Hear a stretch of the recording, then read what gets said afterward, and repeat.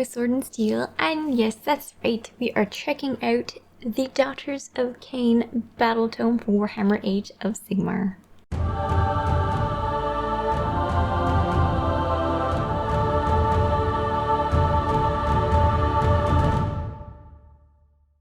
She is nice looking.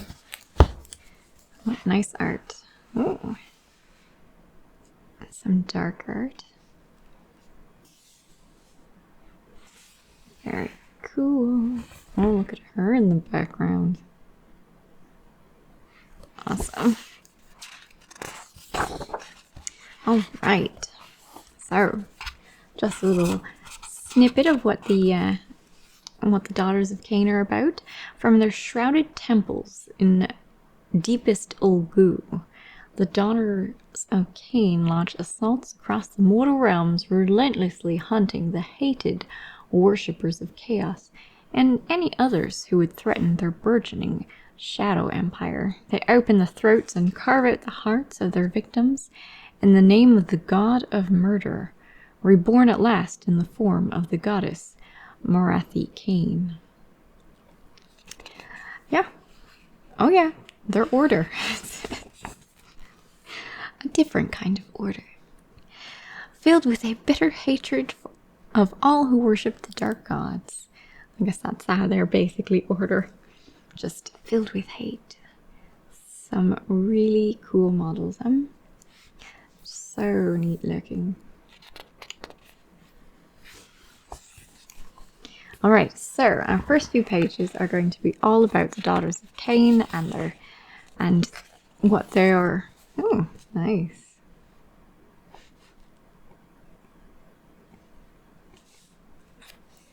They what they're on about, their history and where they came from, where they're planning on going, and of course about Morathi, who is making use of them, shall we say. Oh, fighting some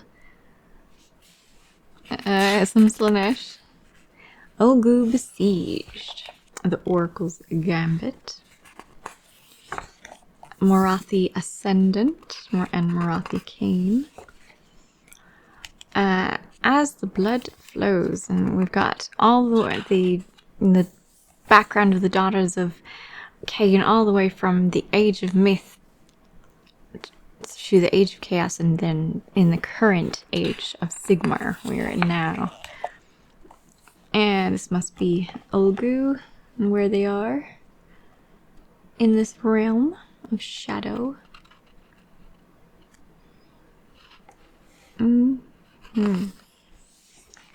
City of the First Temple. The War Covens. We've got the hierarchy starting at the top with Morathi. And then we're going to go into all the various units that you'd be able to play in Warhammer Age of Sigmar. And a little bit about who they are. And of course Morathi herself, which she has an extensive background, all the way back in time to the time before Age of Sigmar, or even the Age of Myth. She has a lot of history, as does Kane. Witch Elves, Sisters of Slaughter, so much lore. It's great fun. Great fun to read. These are very, very cool army. Oh, facing some Slaanesh, and also very cool army. The wings and they would also be super fun to paint, I must say, with the wings and the snake skin. Super fun to paint. The flowing hair. Lovely. Covens of Blood. Now we're getting to see all the physical models that you'd be able to play if you were with Daughters of Kane. The Melusai and Hagunar, which are Naga.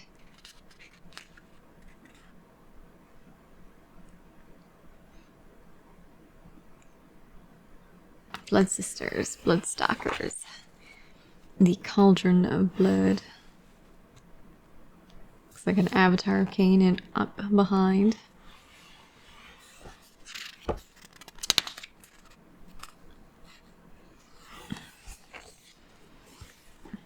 Kinnarai, which all look like succubus or succubi. Really neat looking models. Witch elves.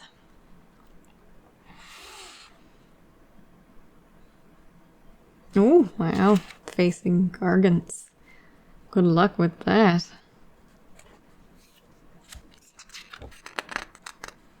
That's gonna be tough. Fury of Hagunar.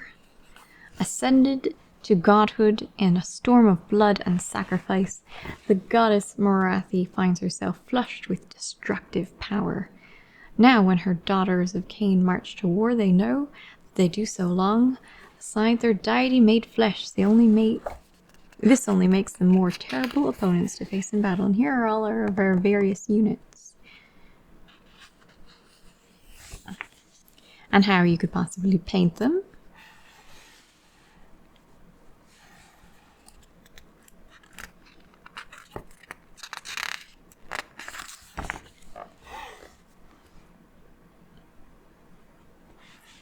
In various methods. Even little wounds. And leather. Armor, cloth.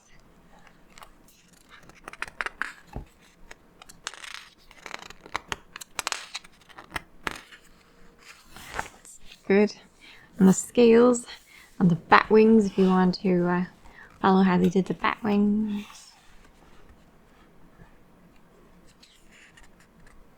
And various different kinds of masks. Ah, even how they did the mirror. Nice. Alright, now we're on to allegiance abilities. This page is just going over what is going to happen, what we'll see in the future pages. So, friendly, we got Apostles of the Murder God, Blood Rights, friendly Daughters of Khaine units. Gain an ability each battle round as shown below. Note that abilities are cumulative. Units that have the abilities of the current battle round in each previous battle round. And it starts at battle round 1, Quickening Bloodlust. You can reroll run rolls of 1 for this unit. So that's alright. Yeah. I mean, it's nice. You're gonna have it for ever. That's nice. 2. Headlong Fury. You can reroll rolls of 1 when making charge rolls for this unit. Okay. And it's not bad that it's on round 2. I mean, it would be, I guess, nicer. No, that's actually good. Depending on the size of your board, being able to run the first round and then charge the second round makes sense. It's nice. 3. Zealot's Rage. You can reroll hit rolls of 1 for attacks made with melee weapons by this unit. In addition, friendly avatars of Khaine are automatically animated. See the model's war scroll. Cool. Will do. Slaughterer's Strength. Rerolling hit rolls of 1 for attacks made with melee weapons is very nice, yes. Slaughterer's Strength. You can reroll wound rolls of 1 for attack made with melee weapons by this unit. These are all starting to get pretty powerful. Unquenchable Fervor on round 5. You can reroll save rolls of 1 for attacks that target this unit. In addition, do not take battle shock tests for this unit. Oh, alright. Your opponent does not want you to get all the way up to even round 3. Just kill them all before round 3, you're fine. But yeah, it's going to be pretty nasty once you allow for round 5. Though I suppose most times in round 5, that's it. Anyway. But that's cool. Alright. Fanatical Faith. Roll a dice each time a wound or mortal wound is allocated to a friendly Daughters of Khaine model on a 6 that wound or mortal wound is negated. What? Okay. Cool. These are nasty. Nasty ladies. Temples of Khaine. There are 6 different Temples of Khaine. When you choose a Daughters of Khaine army, you have to give it one of these temples. All Daughters of Khaine units are gain the keyword, and you will gain all of the allegiance abilities within that temple. If a unit already has a Temple of Khaine keyword on its war scroll, it cannot gain another one, but it doesn't keep you from adding it to the army. You just can't use the Temple of Khaine's specific allegiance abilities. Okay, so first, command traits. And this is for Daughters of Khaine Elf General only. Bathed in Blood. Add 1 to General's wound Add 1 to this General's wound characteristic. In addition, at the start of your hero phase, you can heal 1 wound allocated to this General. That's quite nice. That's great. A Zealous Orator. Add 2 to the bravery characteristic of friendly Daughters of Khaine units while they are wholly within 12 inches of this general. I'd still choose this one. I suppose that really depends on who your general is. If they actually get out in combat at all. But still, I'm moving towards that one. Sacrificial Overseer. Add 1 to hit rolls for attacks made with melee weapons by this general. Would be, of course, good if you had lots of attacks with your general. Terrifying Beauty. Subtract 1 from hit rolls for attacks that target this general. Nasty. Which would be more powerful? Subtracting 1 from hit rolls or adding 1 to the wounds characteristic and healing. This would be great for mortal wounds and spells. This would be great against attacks. So, Master of Poisons. Add 1 to the damage inflicted by each successful attack made by this general. That's nasty. True Believer. Add 1 to the number of the current battle round when determining the abilities gained. That's nice. By this general from the Blood Rites battle trait. This ability and other similar abilities are cumulative. Interesting. So we have to keep an eye out on whether they could get their stuff even earlier. Being able to have the first 2 abilities in the first turn means that they can re-roll run rolls of 1 and re-roll rolls of 1 for charge rolls, which is in the first turn, which is nice as well. Of course, re-rolling hit rolls of 1 by the second turn is also super nice. So that's a possibility for sure, particularly if you are not going to have your general in amongst the attacking things. You might be out in the back. That'd probably be a great one to have if he was out in the back watching it from afar. Masters of Blood Magic, Blood Rack Medusa General only. 3 possibilities. In your hero phase, you can reroll 1 casting, dispelling, or unbinding roll for this general. Well, that's good. I mean, that's great. Arcane Mastery, yeah. Perfect. Writhing Coils. Subtract 1 from hit rolls for attacks that target this general. Okay. For melee. Fearsome Presence. You can reroll failed battle shock tests for friendly Daughters of Khaine units while they are wholly within 12 inches of this general. Might be good. Now, Melusai Iron Scale General only. Morathi's right hand. Veteran of the Cathrar Duel.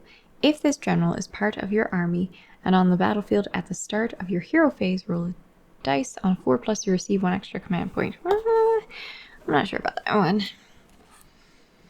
It depends on if you're like command point heavy army. Add impenetrable scales. Add 1 to save rolls for attacks that target this general. That could be quite nasty. Fueled by Revenge. Once per battle in your hero phase, you can use the Wrath of the Scathborn command ability on this general's war scroll without spending any command points. Okay, so we shall find out what the Wrath of the Scathborn command ability is when we get there. Alright. Gifts of Morathi. Daughters of Kane, hero only. So this is for any of the heroes. Okay. Other than the named ones. Crown of Woe. This is our artifacts of power. Subtract 2 from the bravery characteristic of enemy units while they are within 7 inches of the bearer. In addition, if any enemy models are slain by wounds inflicted by the bearer's attacks, increase the range of this ability to 14 for the remainder of the battle. Subtract 2 from the bravery while they're within 7 inches. In addition, if any enemy models were slain by wounds inflicted by the bearer's attack, increase the range to 14 for the remainder of the battle. That's kind of neat. We'll see. Shadrakar's Fang. Pick one of the bearer's melee weapons. Add 1 to the hit rolls for attacks made with that weapon. In addition, if the unmodified hit roll for an attack made with that weapon is 6, the target suffers 1 mortal wound in addition to any normal damage. Depending on the number of attacks that you have, that could be quite nasty. Amulet of Dark Fire. Roll a dice each time you allocate a mortal wound to the bearer that was inflicted by a spell. On a 4+, that mortal wound is negated. Well, that's very specific to anti-wizards. There are a few wizards, but it's only on a 4+. So I don't know. If you're always against someone who has wizards that tries to take out your guy, that could really ruin his day. But like tournament scene where you don't know who you're facing, not so sure. Crown Blade. Pick one of the bear's melee weapons. At the end of the combat phase, if any enemy models were slain by wounds inflicted by attacks made with that weapon in that phase, you can heal up to D3 wounds allocated to the bear. Nice. So you slay an enemy, you heal up to D3 wounds allocated to the bearer. Good. It's always nice to heal. I like healing. 1001 Dark Blessings. Roll a dice each time you allocate a wound or a mortal wound to the bearer. On a 5+, that wound or mortal wound is negated. Okay. So instead of a 6+, you're at 5+ for that guy. That could be quite nasty too. Healing. Negating. This one will always happen if you slay a model. And if you do it right, you should be able to slay a model with your powerful hero with the artifact. And while this one is only on a 5+. But you don't take the damage at all, then I think I'd go for that one. Bloodvein Venom. Pick one of the bear's melee weapons at the end of the combat phase. If any wounds inflicted by attacks made with the weapon in that phase were allocated to an enemy model and not negated, and that enemy model has not been slain, roll a dice. If the roll is equal to or greater than the model's wound characteristic, that model is slain. Nasty. Nasty. Okay. At the end of the combat phase, if any wounds are inflicted, so he gets poisoned. Let's think about it. Say a model has 5 wounds. You inflict 2 wounds on him, so he has 3 left. If you roll, and it is equal to or greater, so 3+, that model is slain. So that 5 wound model is slain by a 2 damage. That could be quite nasty. To that model's wounds characteristic. On the other hand, if it was a model that had 7 wounds, then that would never be the case. If it had 4 wounds, though, easy peasy. It could just do 1 little damage, and then the wounds characteristic would be a 4+ to have it slain. Oh wait, oh no, I'm silly. If the roll is equal to or greater than the model's wounds characteristic. Now, if there's 5 wound model, then you need 5+ to slay it, which is still pretty good for sure. There's a lot of 3 and 4 wound guys, that would be nice to just slay them outright. That could really go through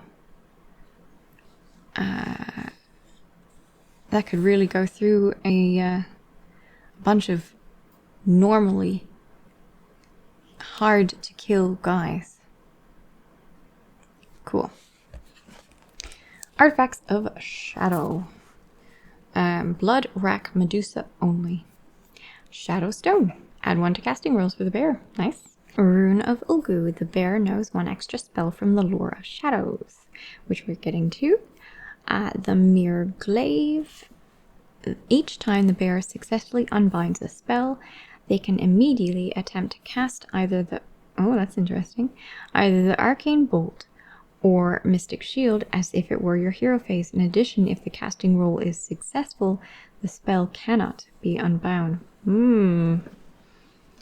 That sounds fun.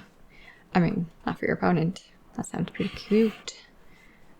I mean, it immediately becomes kind of useless when the opponent doesn't have a wizard or stops using their wizard. But hey, it could cause your opponent to stop using their wizard properly in fear of the Arcane Bolt.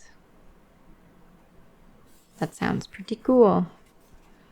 Particularly when you are able to start using multiple artifacts of power and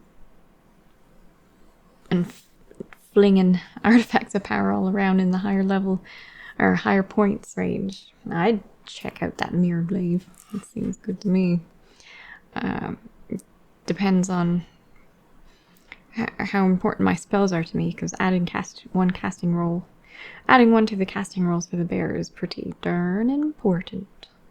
Let's see. Sevenfold Shadow. Once per battle in your movement phase, instead of making a normal move with the bear, you can remove the bear from the battlefield and set them up again anywhere on the battlefield more than 9 inches from any enemy units. Okay, transportation is pretty good. Blood Rack Medusa. Must see what you do and see how vicious you would be if you're teleported somewhere else. And teleportation somewhere else always is a huge advantage for grabbing the objectives.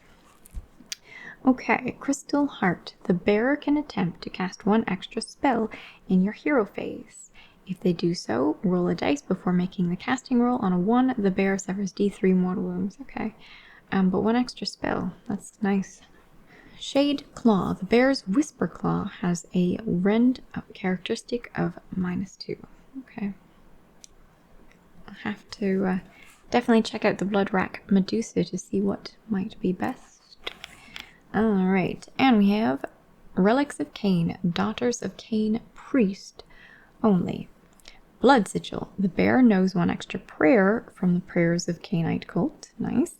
Iron Circlet. You cannot reroll prayer... You can reroll prayers rolls of 1 for the bearer. Rune of Kane. The first time the bearer is slain by an attack, it comes back. Before removing them from the battlefield, roll a dice. On a 1, nothing happens. On a 2 to 5, the attacking unit suffers D3 mortal wounds. On a 6, the attacking unit suffers D6 mortal wounds. No, it doesn't come back, but it does a lot of damage on the way out. Potentially. Which is neat. This is the first time the bearer is slain by an attack. Daughters of Kane Priest. You coming back, Mr. Priest? Or it's just making certain, just in case. Crimson Shard. Pick 1 of the bear's melee weapons. Add 2 to the wound rolls for attacks made with that weapon by the bearer. I guess that depends on what the hit rolls are. That could be very good. And of course how many attacks he has. Cainite Pendant. In your hero phase, the bearer can chant up to 3 prayers. If they do so, make a prayer roll for each by rolling a dice. However, on a 1, the bearer suffers D3 mortal wounds instead of 1, and the prayer is not answered. Okay. Could be really cool, though. Pretty cool. Hag Queen. Add 1 to wound rolls for attacks made with melee weapons by the bearer. Okay. Hag Queen versus Crimson Shard. All depends, I guess. Alright, we've got our spells, and on the next page will be our prayers.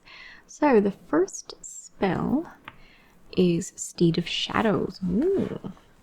As expected, Steed of Shadows has casting value of 6. If successfully cast until your next hero phase, the caster has a move characteristic of 16 and can fly.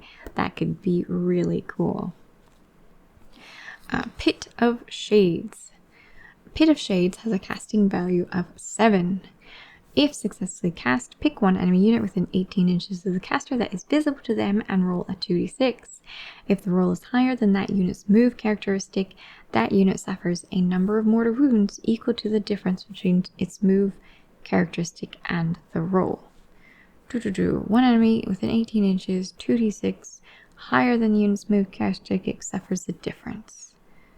2d6, move characteristic, enemy unit. That'd be super nasty against dwarves. Would it?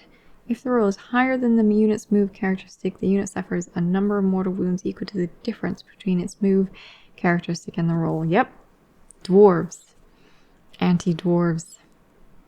Stormcast generals aren't that fast either. Not so good against Sylvaneth. Stormcast generals, pretty good. Dwarves, ouchie. Cool. That would be fun.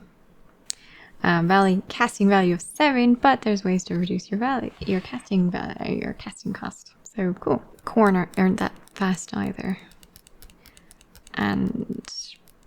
But Night Hunt, not so good. Corn, yes. Mirror Dance. Mirror Dance has a casting value of 6. If successfully cast, pick 2 friendly Daughters of Khaine heroes, wholly within 18 inches of the caster that is visible to them, remove them from the battlefield and set them up again anywhere in the battle more than 9 inches away from any enemy units. These heroes cannot move in the following movement phase. Wow, that's kind of cool. Within 18 inches, that's not too far away. Or that's pretty far away. Pick 2 friendly Daughters of Khaine heroes. So, if you have that spell, you don't really have to worry about the artifact. Oh, it's only for the Bloodwrack Medusa, I suppose. It's cool. I like teleportation. Teleportation is powerful. The Withering. The Withering has a casting value of 7. If successfully cast, pick 1 enemy unit within 18 inches of the caster that is visible to them. Add 1 to the rune rolls for attacks that target that unit until your next hero phase. Again, if you have really great attacking, bringing down the wound rolls is alright. Mind Razor. Mind Razor has a casting value of 8. If successfully cast, pick 1 friendly Daughters of Khaine unit, wholly within 18 inches of the caster. Improve the rend characteristic of that unit melee weapons by 1 until your next hero phase. That could be quite nasty. Could. In addition, until your next hero phase, add 1 to the damage characteristic of that unit's melee weapons if it made a charge move in the same turn. Okay, that's super nasty. But its casting value of 8. Ouchie. What gave the ability to reroll casting rolls?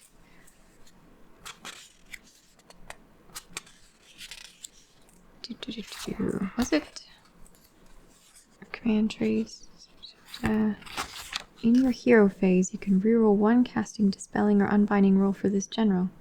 Huh. Arcane Mastery could do it. For Bloodwrack Medusa. You can reroll charge, reroll, okay. So, that's that. Oopsie, did I go fast? Nope, we're good. There it is. Alright. Interesting. Shroud of Despair. Shroud of Despair has a casting value of 4. Oh. If successfully cast, pick 1 enemy unit within 18 inches of the caster that is visible to them. Subtract 1 from that unit's bravery characteristic until your next hero phase. If the casting roll was 8+, subtract D3 from the unit's bravery characteristic instead of 1 until your next hero phase. Could be nasty in that it is basically definitely going to happen.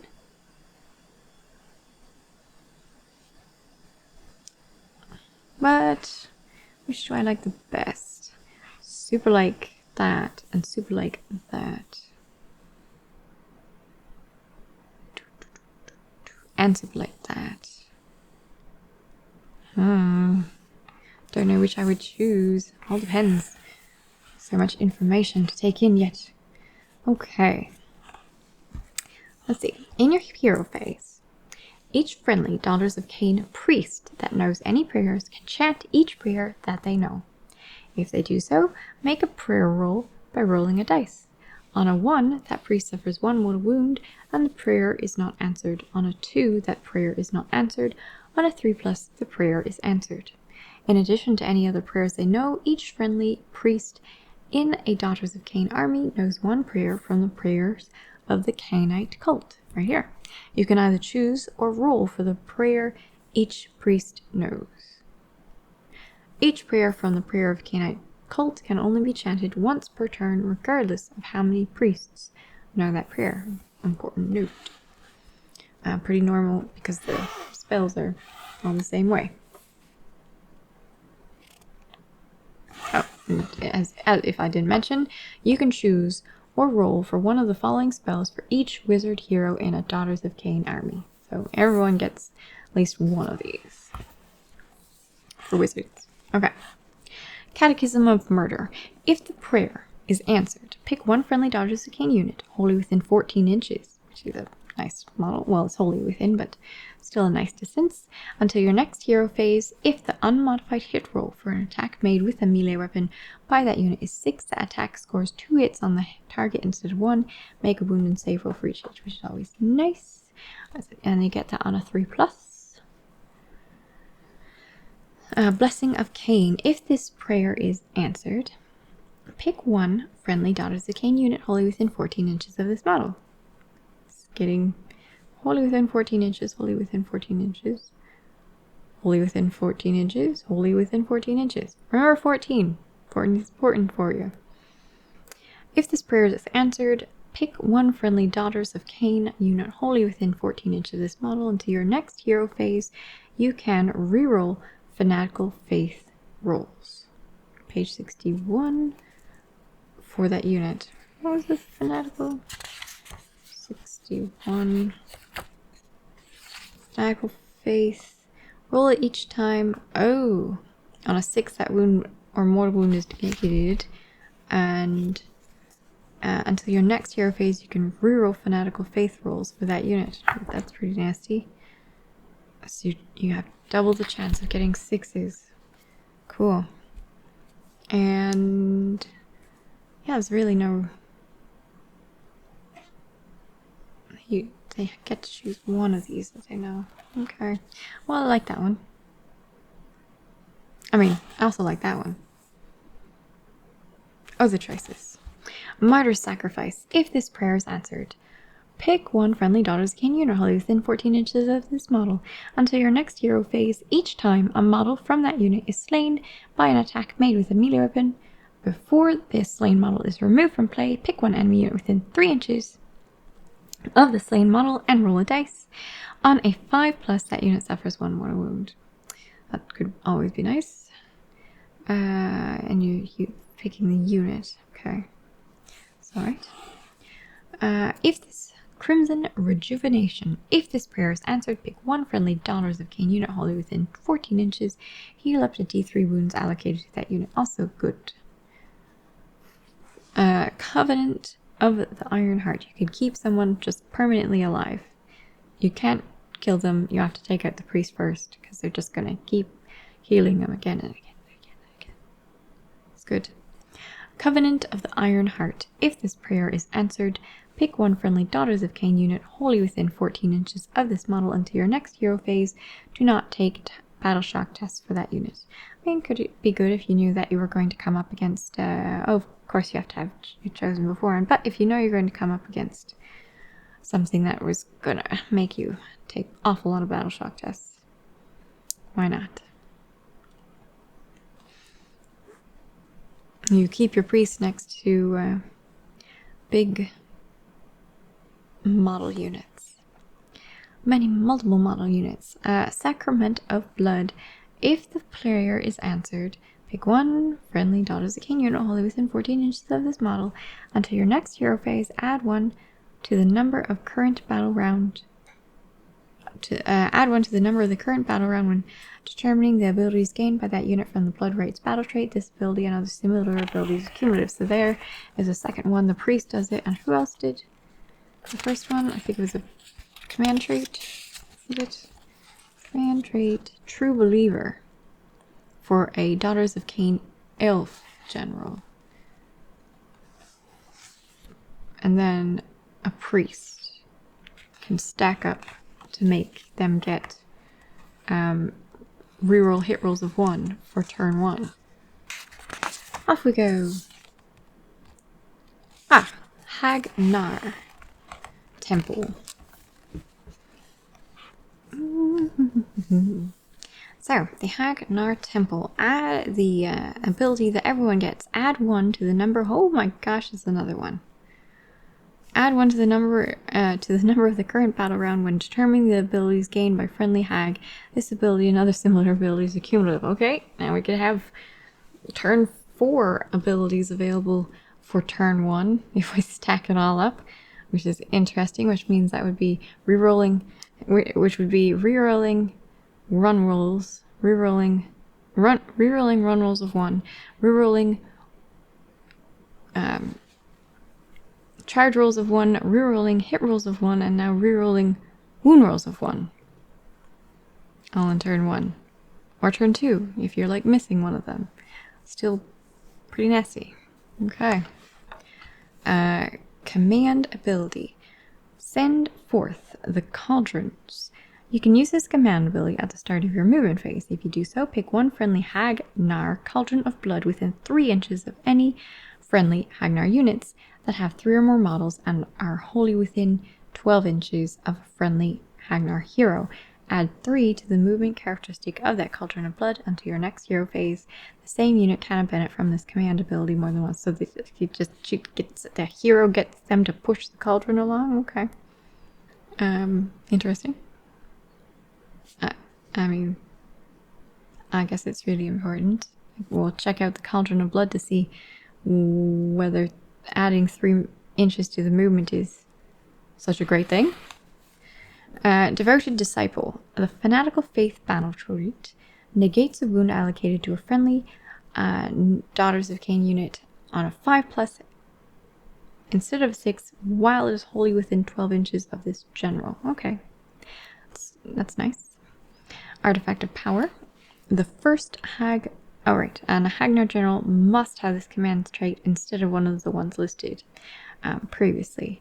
And for the Artifact of Power, the first Hagnar hero to receive an Artifact of Power must be given the Ulfuri. So, all those Artifacts of Powers and command traits that we read through are going to be secondary to all of these, since it is a must. Gotta keep that in mind. The Ulfuri. Pick one of the bearer's melee weapons. Add 1 to the damage characteristic of that weapon if the bearer made a charge move in the same turn. Is that alright? Alright. That was Hagnar. Now we got Draki Ganeth. Improve the Ren characteristic, I like that already, of melee weapons used by Witch Elves and Sisters of Slaughter units by 1 if that unit made a charge move in the same turn. Well, that's pretty good. I like extra Rend. Can get through that tough armor. You can, so the command ability is 1,000 blade forms. You can use this command ability in the combat phase. If you do so, pick one friendly Witch Elves unit or one friendly Sisters of Slaughter unit wholly within 12 inches of a friendly hero. Add 1 to the hit rolls for attacks made with melee weapons by that unit until the end of the phase. The same unit cannot benefit from this command ability more than once a turn. That is, that's very nice. I would use that. Yep. Victor of Yathril. Add 1 to the bravery of friendly Draki Ganeth units while they're wholly within 12 inches of this general. Ah. That one seemed nicer. But this is nicer than that, I think, so far. Improving the Rend. Bringing down the number. Pretty even here. Death's Kiss for the artifact power.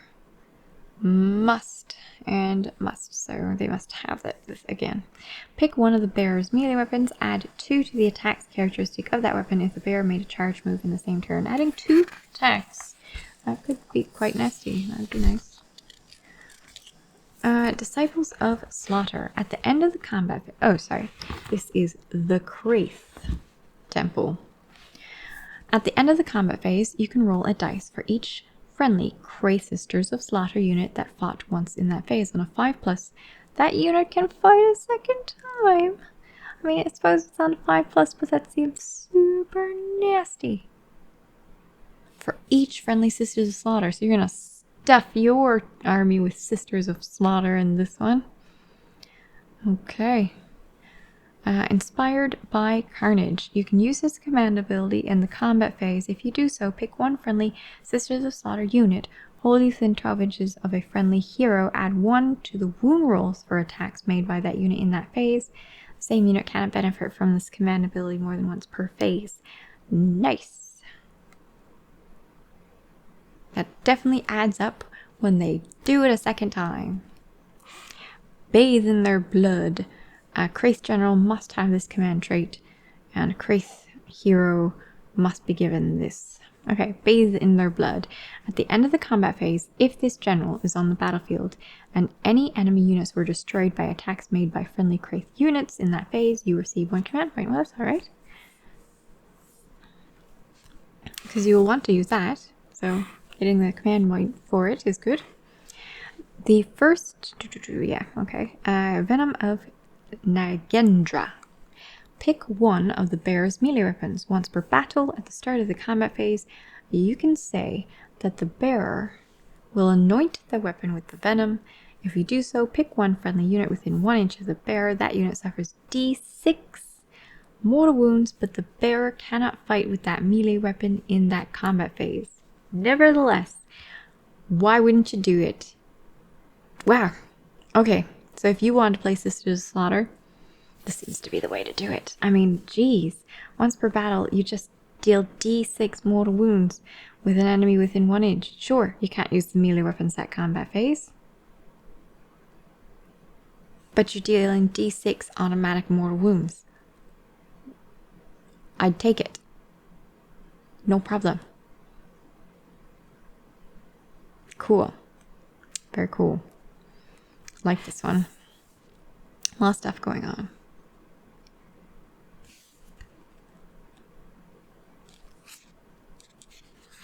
Very aggressive. This one's more...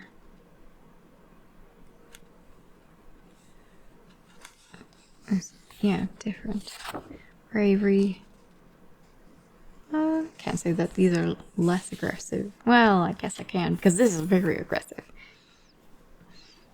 It's great. I'm sliding towards these, depending on what the Sisters of Slaughter do.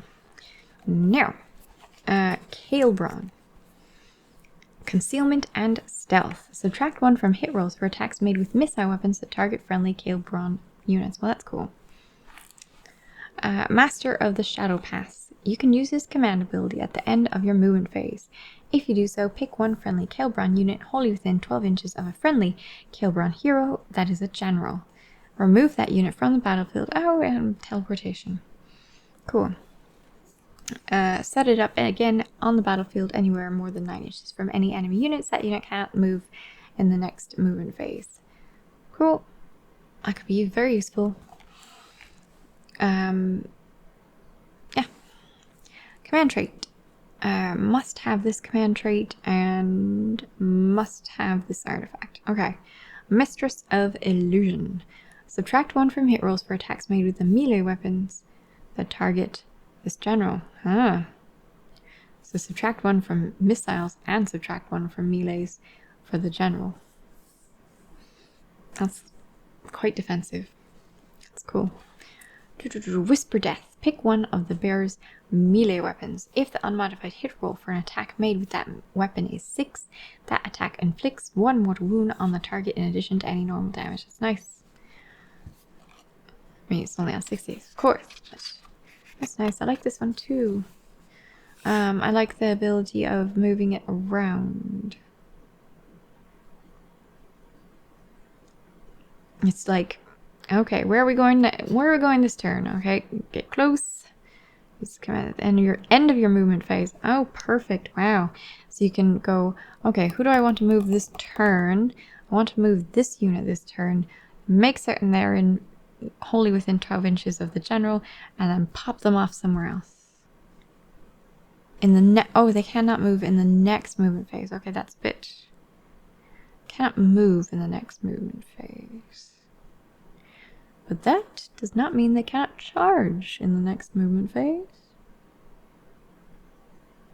So, what's that? Just need a 9-inch charge. Cool. And of course, super nice for objective stealing. You'll get a control of your battlefield. Cool. Whoa. I like that one. I'm liking these two. This page. The Craith and the Calebron. Don't know which one I would choose yet. Kilt Nar. Alright. Strike and Fade. Friendly Keltnar units can retreat and still charge later in the same turn. Well, that could get nasty. Commandability, Bleed the Mind. Sounds fun. You can use this command ability at the start of the combat phase. If you do so, pick one friendly unit wholly within 12 inches of a hero until your next hero phase. If the unmodified hit roll for an attack made with a melee weapon that targeted that Keltnar unit is 1, the attacking unit suffers 1 mortal wound after all of its attacks have been resolved. Okay, here let's say that again. Hit roll is 1, so all of their 1s, they take a mortal wound. If the unmodified hit roll for an attack made with yeah, for each one, they take a mortal wound. That's super nasty. They just do it to themselves. Cool. Makes it such that they're like, oh my gosh, do I want to attack them now? Because I'm going to be losing out on guys if I'm attacking them, possibly. Messes up their mind. Hurts the miniature. Bleeds the minds of the opponents in more ways than one. A Keltnar general must have this command trait. A Keltnar hero must have this artifact. The Circling Flock. Once per battle, at the end of your movement phase, you can say that this general will summon a flock of Kinnerai to the battlefield. If you do so, you can add 1 Kinnerai Harpies unit of 5 models to your army. Set up that unit anywhere on the battlefield more than 9 inches away. And it's once per battle. Okay, so once per battle, you can add 5 Harpies, which is neat. Neat. Artifact of Power. Gazes Falx. Yep, Gazes Falx. Okay. Pick one of the bearer's melee weapons. If the unmodified hit roll for an attack made with that weapon is 6, that attack scores 2 hits on the target instead of 1. Make a wound and save roll for each hit. Okay. It's very interesting. I think I still like these guys more. But it all depends on what you're playing. Very interesting, that one. Zainthar Kai. Kaine's Presence. Add 1 to the bravery characteristic of Melusai units and Kinnerai Harpies units. Okay. Vault of the First Brood. You can choose 1 additional hero in your army to have an artifact of power. That's nice. So it means that you get this one plus another one. And then if you have any battalions as well. So nice. Power in the Blood. You can use this command ability once per phase when you pick a friendly Melusai unit or friendly Kinnerai Harpies unit to fight, and that unit is wholly within 12 inches of a friendly hero. If you do so, add 1 to the attack's characteristic of melee weapons used by that unit until the end of the phase. Nasty. Very nasty. Okay. So this, the previous one on the other page is all about Sisters of Slaughter. This is all about Melusai or Kinnerai Harpies units, which I do very much like the look of. So aesthetics plus extra artifact of power might be where I go there. And all those extra attack sounds lovely. Curse of the Bloody-Handed. At the end of the combat phase, roll a dice for each enemy unit within 3 inches of this general. On a 5+, that unit suffers D3 mortal wounds. That's cool. Artifact of Power. Crimson Talisman. Subtract 1 from wound rolls for attacks made with melee weapons that target the bearer. Okay.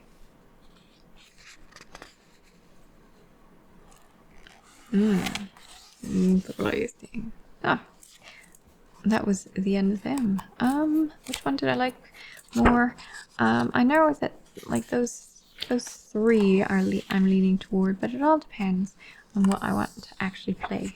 I'd have to check out the units first before deciding which one would suit my fancy. On the other hand, the lore might suit my fancy. Once I read through, maybe it would be the lore that would decide it for me if I couldn't decide based just on stats. Path to Glory. It's a part of a campaign.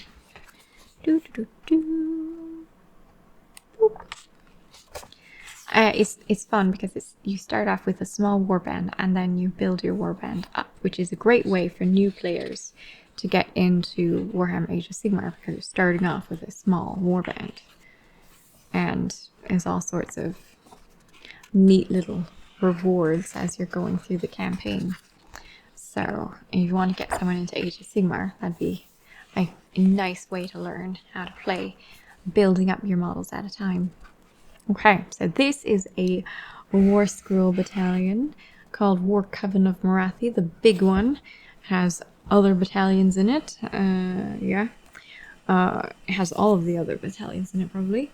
1 Vampiric Guard, 1 Cauldron Guard, 1 Slaughter Troop, 1 Scath Coven, and 1 Shadow Patrol. And once you have all of that together and you pay the points cost, you do not take battle shock tests for units from this battalion if Marathi Khaine is part of your army and on the battlefield. Wow, that's super nasty.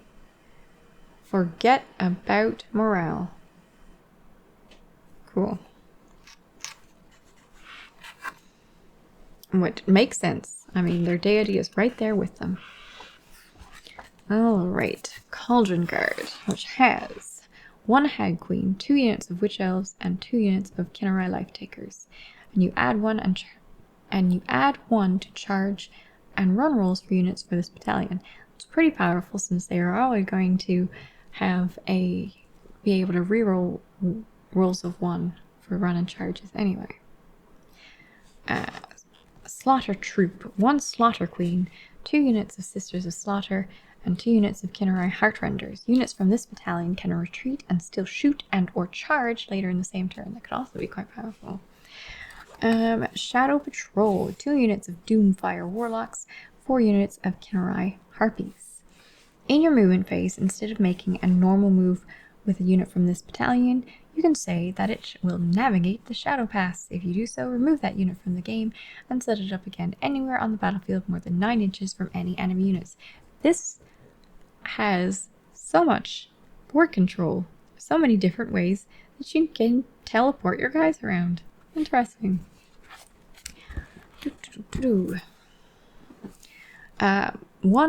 So this is the Scath Coven. 1 Bloodrack Medusa or Melusai Iron Scale, 1 to 4 units of Blood Sisters, 1 to 2 units of Blood Stalkers, 0 to 2 units of Khaine Harpies. Do not take battle shock tests for units with this from this battalion. That's awesome. Depending on how much it costs.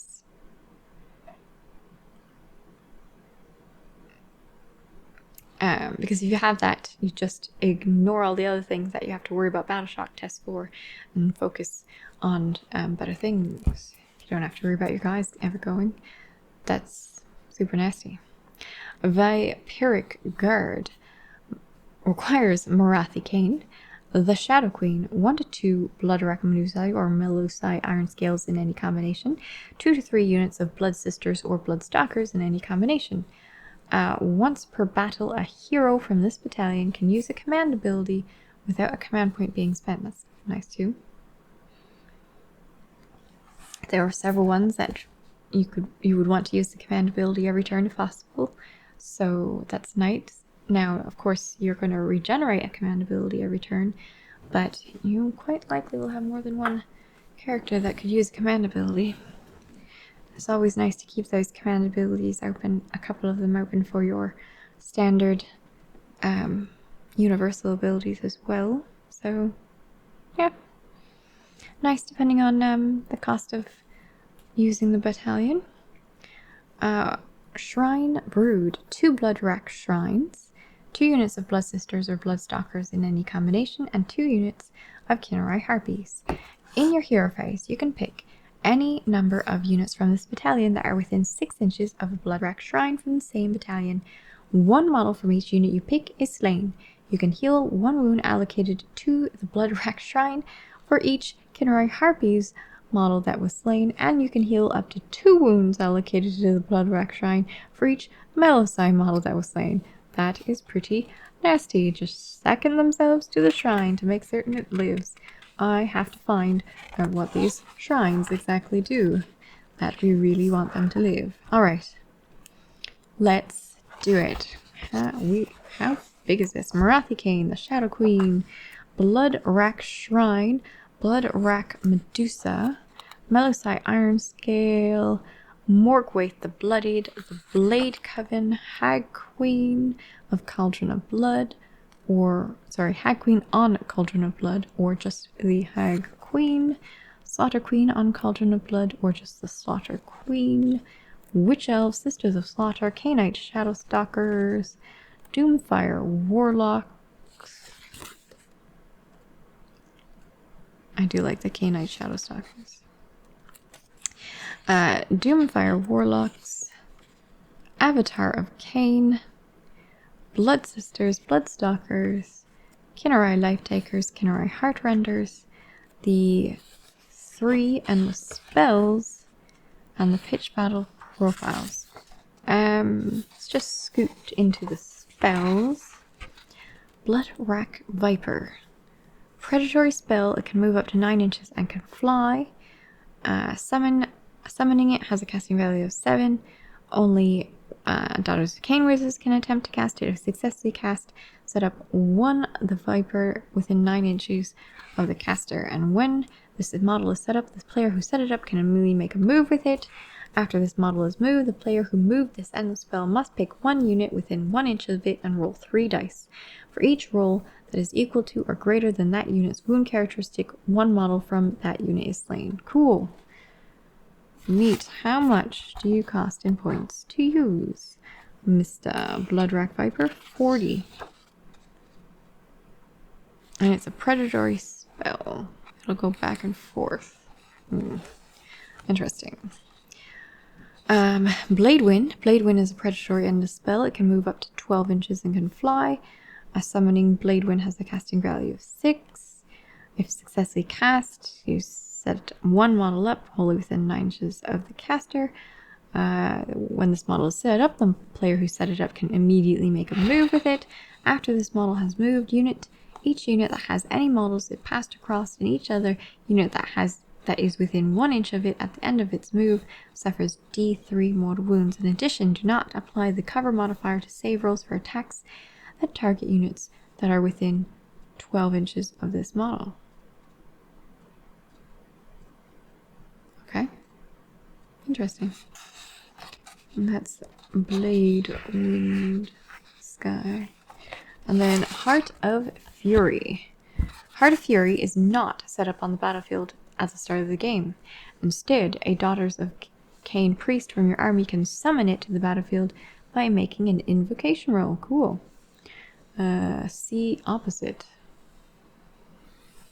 Okay.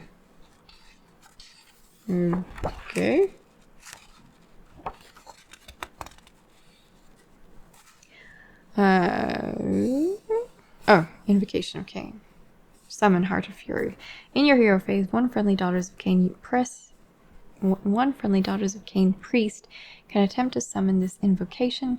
If they do so, make an invocation roll by rolling a dice. On a 3+, the invocation roll is successful. If the invocation roll is successful, set it up wholly within 12 inches of the Daughter of Kane priest. So, since it's a 3+, it's basically the same as any of your other prayers. But you get to summon this. Unless otherwise noted, a Heart of Fury cannot be attacked or affected by spells or abilities. It is treated as a friendly model by all armies for any rules purposes. Okay. In order to attempt to summon a Heart of Fury, you must have a model available that is not already in your army and on the battlefield. Of course. A Heart of Fury cannot be attempted to be summoned more than once per turn. A Heart of Fury has a pitch battle profile and a points cost.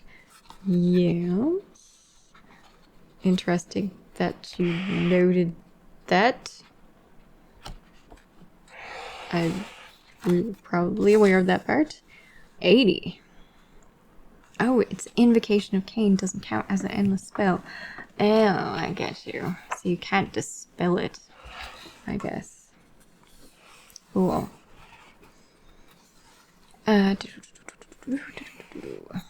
Subtract 1. Oh, yes, because it's not an endless spell, it's an invocation. Oh, cool. Okay. Locus of the Murder God. Subtract 1 from the damage inflicted to a minimum of 1 by each successful subtract 1 from the damage inflicted to a minimum of 1 by each successful attack that targets a Daughters of Kane unit wholly within 12 inches of this model. Neat. And Pledge of Kane. At the end of each battle round, if this model is on the battlefield, the player who set up this model must roll a dice, add 1 to the roll if there are any avatars of Kane within 6 inches of it. On a 1 to 3, this model is removed from the battlefield. So it just protects you. Subtracting 1 damage. Can't move it around though. And the unit has to be wholly within 12 inches. So perhaps you would choose a ranged unit to stand near it, or your wizards that won't be moving around much and you just want to keep them alive, is perhaps how you would use it, I guess. Alright. Now, let's go to Marathi. Marathi Kane. Right, Marathi Kane. You are... These units must be taken as a set. Okay, there we go. These units must be taken as a set for a total of 600 points. Although taken as a set, each is a separate unit. Okay, sure. That's how you do it. Marathi, Kane, and the Shadow Queen. And that's why they got 2 different things. Marathi Kane. But they're each 2 different units, but you have to take them as set. Okay. Cool. Proclaiming herself, Kane Reborn, the goddess Morathi, bestrides the realms, summoning snaking tendrils of shadow magic to tear apart her enemies. She is a master of manipulation and deception, endlessly cunning and depthlessly cruel. Yup. 6 wound. She is 6-inch movement, 8 bravery, 4+ to save. She has Heartrender, which is a 2-inch range, 3 attacks, 3+ to hit, 3+ to wound, red -1, d3 damage, and Bladed Wings, which is also range 2, 6 attacks, 3+ to hit, 3+ to wound, red -1, 1 damage. That's a fair number of damage going out. Cool. If this model is included in a Daughters of Kane army, this model is treated as a general in addition to the model that is chosen to be the army general. Cool. The Shadow Queen. If this model is included in an army, then the army must include the Shadow Queen. Of course. Commanding Presence. Subtract 1 from hit rolls for attacks that target this model. That's nasty. Super nasty. Just happens. Cool. 1 soul, 2 bodies. If the Shadow Queen is on the battlefield, wounds and mortal wounds that would be allocated to this model are instead allocated to the Shadow Queen and have no effect on this model. Wounds and mortal wounds allocated to the Shadow Queen in this way cannot be negated. Well, so it says that she has 6 wounds, but kind of seems like she has 18 wounds in that way. In addition, if the Shadow Queen is on the battlefield and an ability or spell would cause this model to be slain without any wounds being allocated, then this model is not slain and 3 wounds are allocated to the Shadow Queen. Well, that is powerful. Oh, well, I suppose pretty situational because it would be slain without any wounds being allocated. But it's neat. If the Shadow Queen is slain after her model is removed from play, this model is also slain. Oh, okay. Then what in the world is the point of her having 6 wounds at all?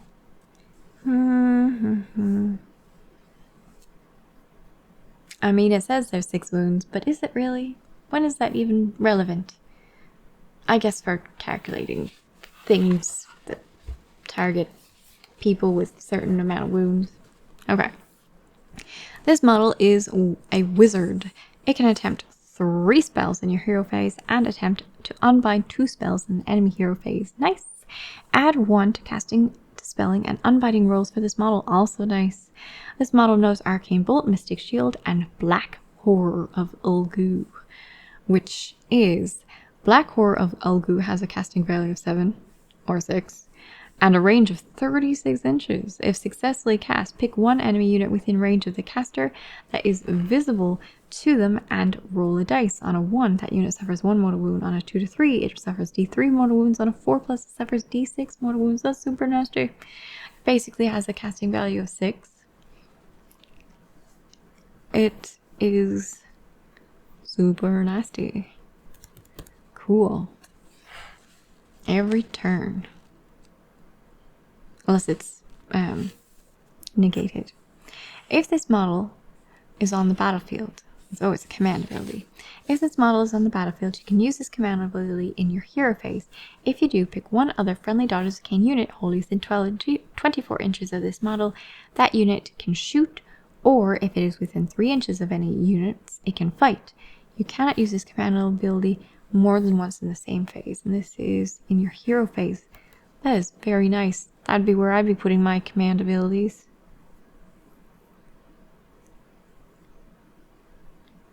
Cool. Wholly within 24 inches of this model, which is still a fair distance away. Nasty. Nice model. She is a nice wizard. But, you know, 600 points altogether, so... Alright, Shadow Queen, what are you doing? Gaze of the Shadow Queen, 18 inches, 1 attack, 2+ to hit, 2+ to wound, rend -3 d6 damage. That's super nasty. It only has 1 attack, so of course it's going to miss. On the other hand, you get to reroll hit rolls. Jeez. You're going to get to reroll hit rolls of 1 and it hits on a 2+. Okay, so it's going to hit. And it's going to wound. Oh my gosh, and you get to reroll hit rolls of wounds 2. Hit rolls of 1. Okay, so for those who have to go against her, somewhere you're taking d6 damage if you're within 18 inches of her. That's super nasty. Oh, right, and her movement is 14 to start off with. Because why not? 12 wounds, 4+ to save. Alright, her melee weapons are Heartrender, 2 inches. Attack starting at 8. Holy smokes. 3+ to hit, 3+ to wound, rend -1, 3 damage each. 8 attacks. It's rerolling wounds, hit rolls of 1 and wound rolls of 1. Rend -1, 3 damage. So nasty. So super nasty. Crown of Serpents, 1 inch range. Oh, the Heartrender was 2 inch range. 2d6 attacks, 3+ to hit, 3+ to wound, no rend, 1 damage. Envenomed Tail, 3-inch range, 1 attack, 3+2, 3+2 wound, rend -2, and 6 damage. Oh my gosh, this is so nasty. Jeez. Just gonna be going in there. And there's ways to heal her. Super, super nasty. Now, she's a hero, so you can't use any artifacts on her, which is probably good. What was it that you're going to use to heal her? Because you're going to use it to heal her for sure. I don't think there's any healing in any of these guys. What was it? Spell? Is there a spell to heal? Prayers to heal, that's right. If this prayer is answered, pick one friendly Daughters of Kane unit wholly within 14 inches, heal up to D3 wounds allocated to the unit. So the priest, so you want a priest next to her to just keep her alive forever, and or you want 2 priests with her so they keep each other alive to keep her alive, and then also her alive. Interesting. Of course that's focusing 4 models. But then you've got all these cheap little models that you can add to it. Could work. Alright. This model can fly. This model cannot be a general. No problem. I wouldn't choose you for a general anyway. If this model is included in an army, it must include Marathi Kane, of course. Fury of the Shadow Queen. While this model is within 3 inches of an enemy model of any enemy models, add 1 to the attacks characteristic of melee weapons used by friendly Kinnarai Harpies and Melusai units wholly within 18 inches of this model. My gosh, that's nasty. Okay, so you know what you're going to be adding to your army? Kinnarai Harpies and Melusai units. Yeah. 2 bodies, 1 soul. That would just be the opposite of what was that. 1 body, 1 soul, 2 bodies, 2 bodies, 1 soul. Okay. Yeah.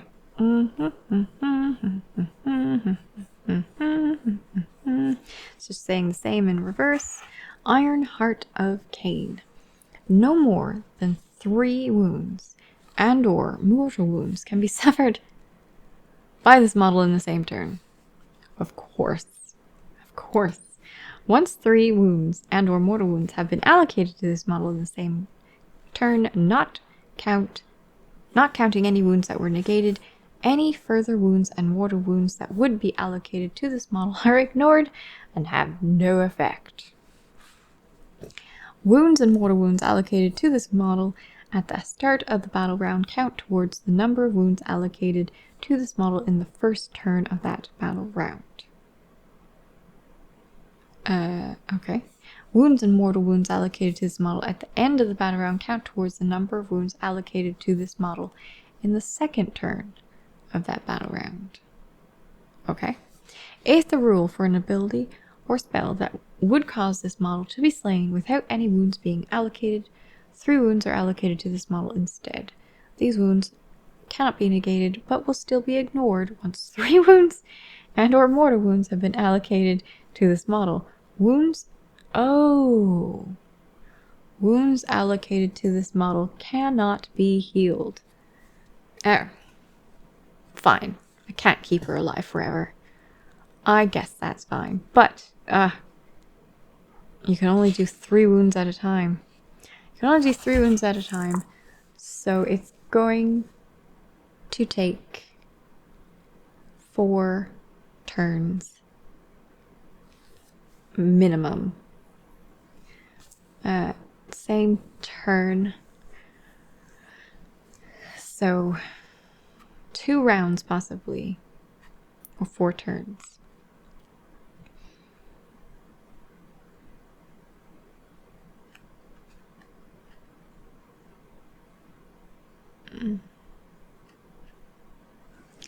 Yeah, alright, I guess it makes sense that you can't, keep her alive forever.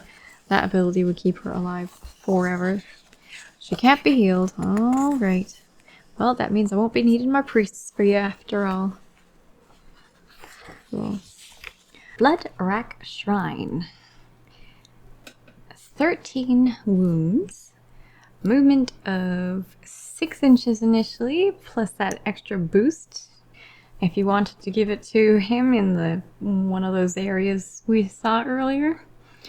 The Blood Rack Stare has a 12-inch range. Okay. Blood Rack Stare. Do not use the attack sequence for an attack made with this model's Blood Rack Stare. Instead, roll a number of dice equal to the number of models from the target unit that are in range of the attack. For each 5+, the target unit suffers 1 more wound. That's good. That's a pretty good attack for sure. More wounds, 5+. Good. And let's see. A Blood Rack Shrine is a single model armed with a Blood Rack Stare, Blood Rack Spear, Goad Staves, Whisper Claw, and Tail of Serpents. So the Blood Rack Spear is 2-inch range, 3 attacks, 3+ to hit, 3+ wound, rend -1, and D3 damage. The Goad Staves is 2-inch range, 6 attacks, 3+ to hit, 3+ to wound, no rend, and 1 damage. Oh right, and there's a way to improve the rend we saw too, so I don't know if it was if it could improve this one, I don't remember, but possibly. Whisper Claw is 1-inch range, 4 attacks, 4+ to hit, 3+ to wound, 1 damage. Tail of Serpents is 2-inch range, D6 attacks, 4+ to hit, 4+ to wound, and 1 damage each, so fairly good spread of damage. Cool. Aura of Agony. What? How much was the Blood Rack Shrine? Blood Rack Shrine is 160. That's not a bad cost. Okay. At the start of your hero phase, you can roll 1 dice for each enemy unit within 7 inches of this model.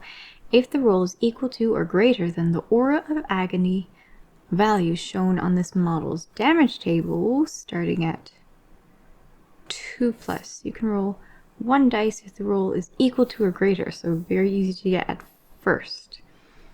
That unit suffers D3 mortal wounds. The same unit cannot. Okay, so that's a really easy way to get mortal wounds on the go. Really easy. It starts taking damage, yes, but there's a way of healing stuff, so you can fix that. That's nasty, super nasty. Cool. After this model makes a charge move, you can pick one. Oh, right. I guess that would be why. So it moves 6 inches. That would be one reason to try and get, have your fellows move them that additional 3 inches. Get them within 7-inch range of an enemy unit. That'd be worth it for some D3 mortal wounds every turn. Super nasty. After this model makes a charge move, you can pick one enemy unit within 1 inch of this model and roll a dice. After this model makes a charge move, you can pick one enemy within 1 inch of this model and roll a dice. On a 2+ enemy unit suffers D3 mortal wounds. Okay, so at the start of your hero phase, if they're within 7 inches, and then if you make a charge move, also D3 mortal wounds. Normally, I guess, if you're within 7 inches at the beginning of your hero phase, you wouldn't also be doing a charge move, because so much would have happened between that hero phase and this. But it could happen, so you could make it happen. Blood Rack Stare. Oh, we did that one. That's the cool little spell. Whisper Claw. If the unmodified hit roll for an attack made with a Whisper Claw is 6, that attack inflicts 1 mortal wound on the target and the attack sequence ends. Cool. Getting past armor is good, and this one has no rend initially, so, and there's 4 attacks, so getting an unmodified hit roll of 6 isn't too unfeasible. What? He's a wizard as well? This 160 points seems to do a fair bit. 160 points for 13 wounds and all of this damage. 5+ to save for halves, but 160 points for all of these all 13 wounds. And he's a wizard. A wizard. Gee whiz. This model is a wizard. You can attempt to cast one spell in your hero phase, attempt to unbind 2 spells in the enemy hero phase, even if you couldn't cast your one spell in your hero phase. I think all the rest of it, like just, oh yeah, this shrine could also unbind 2 of your spells. Ha ha ha ha. With the 13, this seems well worth 160 points. Do let me know if you think I'm wrong in the comments below, but I think this is worth 160 points. Absolutely. How many can you get? It's not. Blood Shine? Probably more than one. It also counts as a Blood Medusa. Oh boy. Well, of course it would, I guess she's on there, but there were some special things happening with Blood Medusas, weren't there? Some special Blood Medusa. Can you heal? Bearer's Whisper Claw has a Ren characteristic of -2, and he has a Whisper Claw. That's cool. Add 1 casting rolls. Bearer knows an extra spell. Neat. Each time the bearer successfully unbinds a spell, they can immediately cast the spell for free. Once per battle, can make a movement. Oh, when once per battle in your movement phase, instead of making a normal move, you can bounce him or teleport him around. Oh, cool. So the artifact is an option. It's not a named character, right? Shine doesn't seem like a name. Just gonna double check for sure. I don't think it's a named person. That doesn't sound like a name. But blah blah blah blah blah. Blood Shine. No, he's not unique. So you can have more than one of these guys. Whew, nasty. Cool. Okay. Now, it knows the Arcane Bolt, Mystic Shield, and Enfeebling Foe spells. An Enfeebling Foe has a casting value of 5. If successfully cast, pick 1 enemy unit within 18 inches of the caster that is visible to them. Subtract 1 from wound rolls for attacks made with melee weapons by that unit until your next hero phase. Subtract 1. It's always nice. Makes it harder for him to be hurt even more so, but I don't know if I'd be using that. I guess that really depends on how big the unit is, because a lot of wound rolls can really add up. So I'd be casting that on something that has a lot of attacks. If I was needing to, and 18 inches is not too bad for range. For something that you'll probably be in melee with. Okay, so the Blood Medusa, I'm assuming, is going to be a mini version of this Blood Shrine. Since the Blood Shrine is a Medusa, technically. The Medusa by herself is Blood Shine. Blood Medusa is 100 points. It's only 60 points more for all of that. Well, let's see what the Medusa can do by herself. I imagine there's going to be a lot of similarities. So, 6 wounds, 8-inch movement, so she's faster. Oh well, she's Naga, a Medusa. 5+ save, 8 bravery. She has the stare. Does it do the same thing? Instead of roll a number, 5+. Well, okay, so that's just her turn to stone stare, blood rack stare. She has the blood rack spear at 2 inches, 3 attacks, 3+ hit, 3+ wound, Ren -1 d3 damage. That's the same. She has the whisper claw, which is 1 inch range, 4 attacks, 4+ to hit, 3+ to wound, no rend, 1 damage, and she has the tail of serpents, 2 inch range, d6 attacks, 4+ to hit, 4+ to wound, 1 damage. That is a significant amount of firepower. This guy had the additional gold staves, so 6 more attacks plus this aura of agony, and the bladed impact, which is like the aura of agony for charging. And he had Enfeebling Foe. This one also has the Enfeebling Foe and the Whisper Claw and the Blood Rack Stare.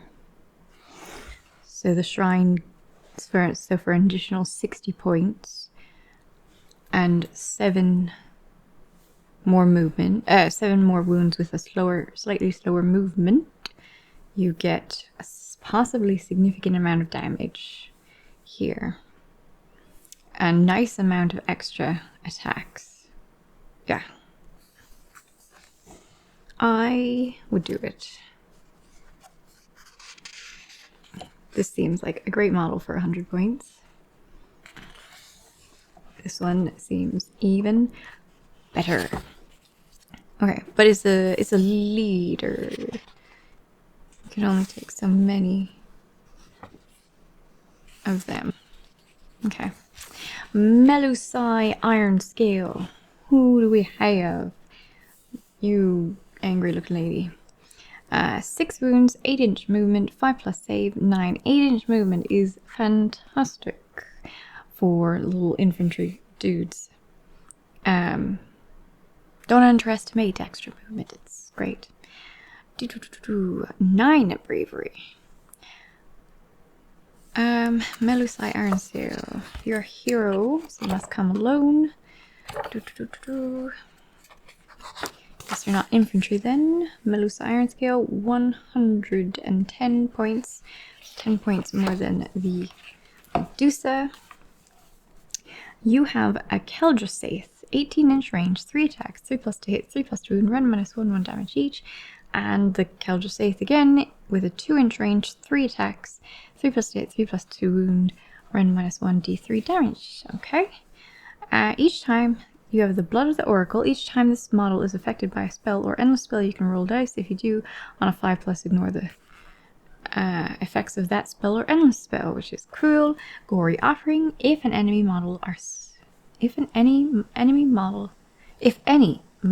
models are slain by wounds inflicted by this model's attack in the combat phase, you can add 1 to the attack's characteristic of friendly Melusai units wholly within 12 inches of this model until the end of the phase. That's neat. If any enemy models are slain.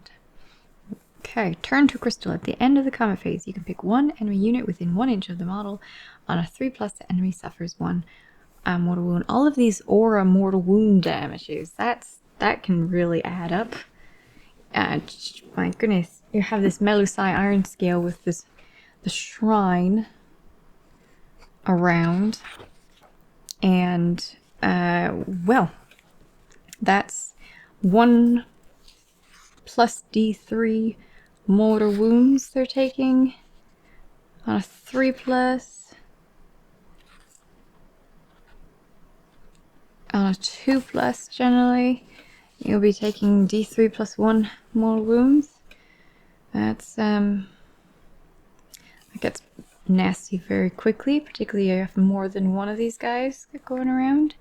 You can use this command ability once per turn in your hero phase. If you do so, pick 1 friendly Melusai unit wholly within 12 inches of this model until your next hero phase. That unit can run and still shoot and or charge later in the same turn. In addition to your next hero phase, you can roll 2d6 instead of d6 when you make a run roll for that unit. Wow, that's pretty nice, actually. That's pretty fantastic for a melee-based army. She seems worth having. I guess we'll find out what the other ones can do. Morgwaith, the Bloodied. She's a pretty lady.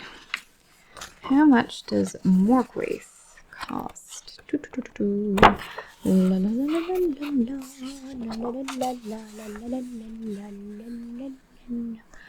Morgwaith the Bloodied.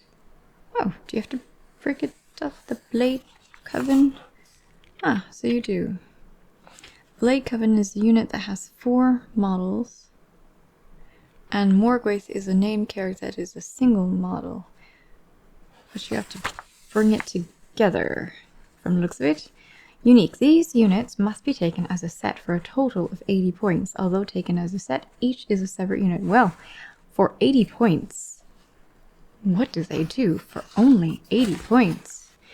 It must be must be something out of a Underworld's pack or something that they transitioned over to Age of Sigmar. That's always cool. Alright, so 5 wounds, 6-inch movement, 5+ saves. So the saves are all not so good, but that kind of makes sense because they're not wearing a lot of armor. On the other hand, they do have ways of negating things, so that's cool. And they have some healing abilities. Alright, so she has a Glaive of Kane, which is a 2-inch range, 3+ to hit. 3 attacks, 3+ to hit, 3+ to wound, rend -1/1 damage. Priestess of Cain. In your hero phase, this model can chant one of the following prayers. If it does so, pick one of the prayers and then make a prayer roll for rolling a dice. On a 1, this model suffers 1 more wound. On a 2, the prayer is not answered, and on a 3+, the prayer is answered. Rune of Cain. If this prayer is answered until your next hero phase, this model's melee damage has a melee weapon. Damage has a character of D3 instead of 1.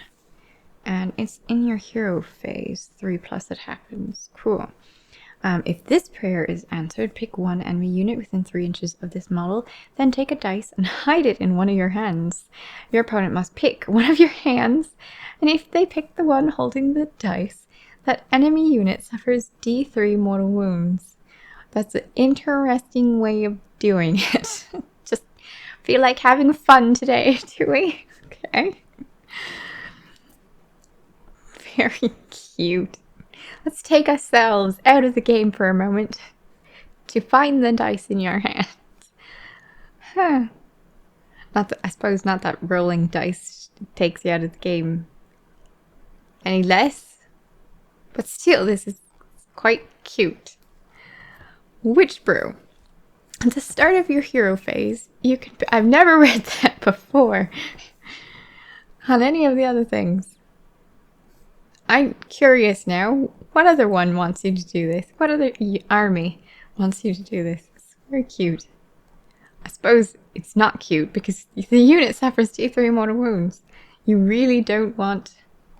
If they pick the one holding the dice. Oh, it's so cute. Okay, anyway, Witch Brew. At the start of your hero phase, you can pick one friendly daughter of Khaine unit wholly within 12 inches of this model to drink Witch Brew. If you do so, roll a dice, add 1 to the roll for each of the following abilities that this model has gained. Headlong Fury, Zealot's Rage, Slaughter's Strength. What? Dun-dun-dun. Yeah, okay, that's what it is. And Battle Round. Okay, so Headlong Fury, which is round 2.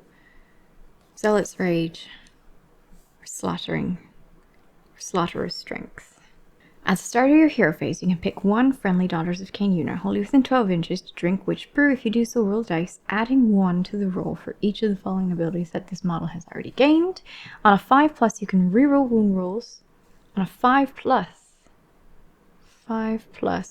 and this, for each one it gains, it makes it easier, okay?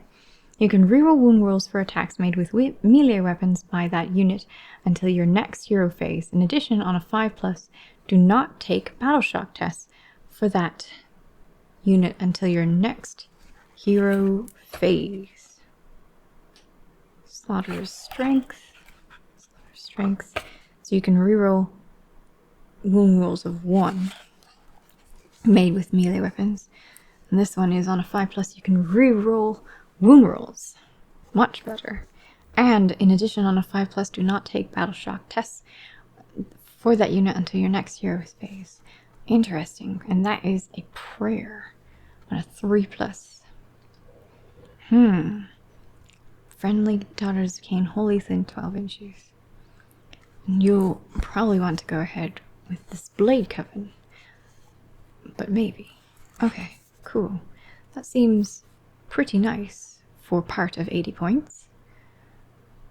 80 points is not expensive. And you're getting 4 of these guys as well. Okay, so we've got the Blade Coven is a unit that has 4 models. Kirai is armed with a Heartseeker bow and sacrificial weapons, and Camise, Kirsa, and Lethir are each armed with sacrificial weapons. So one has a bow and sacrificial weapons, and everyone else has sacrificial weapons. And Kira has a wound characteristic of 2. Okay. The others have a wound characteristic of 3. So for 80 points, you got 5 wounds plus 5, 10 wound model for 80 points. And then, one has a Heartseeker bow at 24-inch range, 2 attacks, 3 plus to hit, 3 plus to wound, rend -1, 1 damage, which is nice. Only 2 attacks, but hey, 24-inch range. Better than...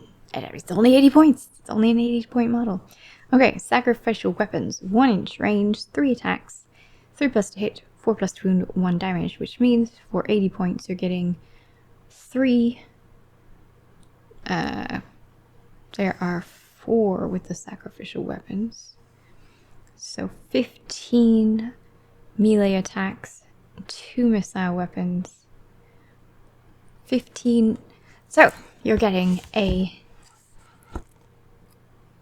10 wounds, 15 attacks, the ability to deal mortal wounds. There's so much splashing mortal wounds. Whew.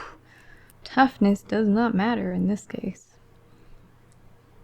Possibly more damage.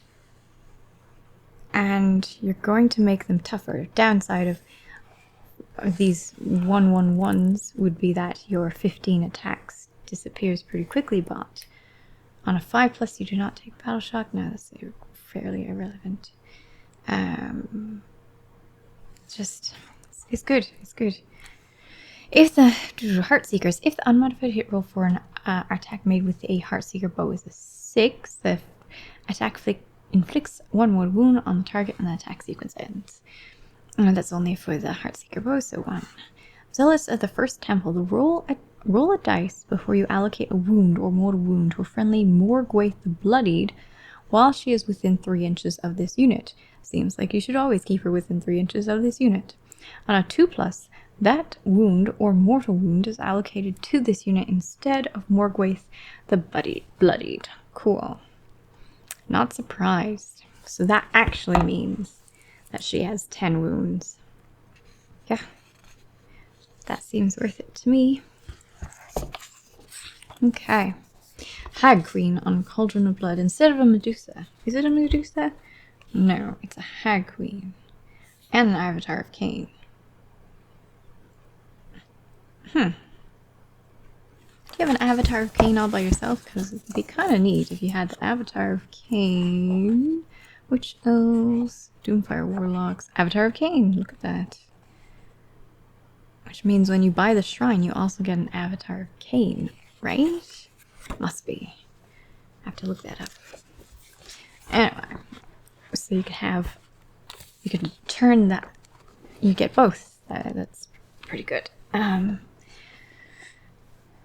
can't have the Cauldron of Blood, but you could have the shrine, which doesn't have the avatar on it. Right? Yeah, you didn't have an avatar. Nope, didn't have an avatar.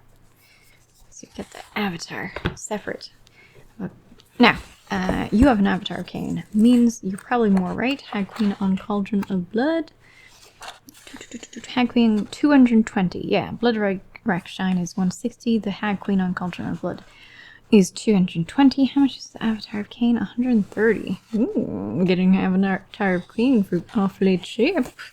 We'll see, I guess, what it does. Okay, 13 wounds. Movement of 6, same as the shrine. 5+ save, 8 bravery, and we have got Torrent of Burning Blood. Sounds lovely. 10-inch range, 6 attacks, 3+ to hit, 3+ to wound, rend -1, 1 damage. That's good. Avatar Sword, 2-inch range, 4 attacks, 3+ to hit, 3+ to wound, rend -2, 3 damage each. Super nasty. Blade of Kane, 1-inch range, 4 attacks, 3+ to hit, 3+ to wound, rend -1, 1 damage. Sacrificial Knives, 1-inch range, starting with 8 attacks, 3+ to hit, 4+ to save, 1-inch range. That's super nasty. Alright, a Hag Queen is on Cauldron of Blood is a single model armed with all of the stuff I just read. So, Bladed Impact. After this model makes a charge move, you can pick... Oh, it has the same thing. Okay. It's the charge move, and on a 2+, that unit suffers D3 mortal wounds to the enemy unit within 1 inch. Blood Shield. Add 1 to save rolls for attacks that target Daughters of Khaine units while they are wholly within range of any friendly models with this ability. The range of this model's Blood Shield ability is starting at 18 inches, which is not bad, and it says wholly within range. Add 1 to saves, that's good. Idol of Worship. Add 1 to Bravery characteristic of friendly Daughters of Khaine units while they are wholly within 12 inches. Okay. Nice auras. In Priestess of Cain, in your hero phase, this model, oh, it's a priest instead of a wizard. Cool. Because it has the Hag Queen on it, who is a priest. Yes. Oh, and the Hag Queen just has... Okay, so the other lady was a Hag Queen. We just read her. I won't go through the Hag Queen then, because we just read Morgwaith the Bloodied, who is clearly a Hag Queen. Yeah, so it says. A Hag Queen. And the Priestess of Cain. Yeah. Runes. D3 instead of 1. Touch of Death. Yep. Hide it on your hands. Witch's Brew.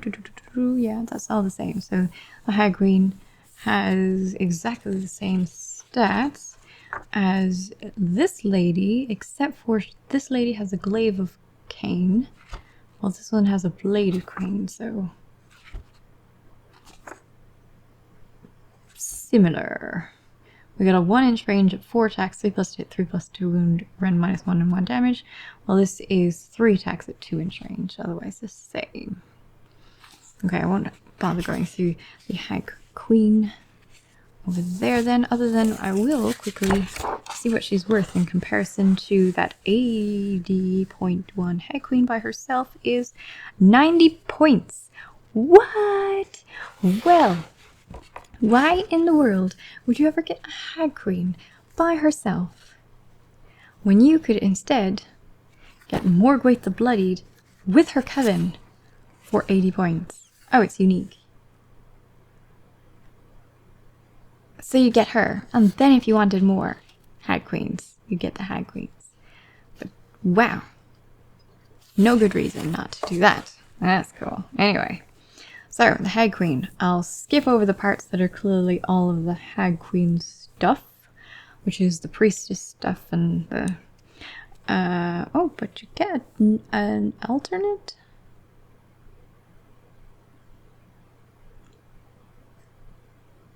Oh, did I read that wrong? Yeah, the Witch Brew isn't a prayer. Witch Brew, you just do. So nasty. So nasty. Wow. That's even better.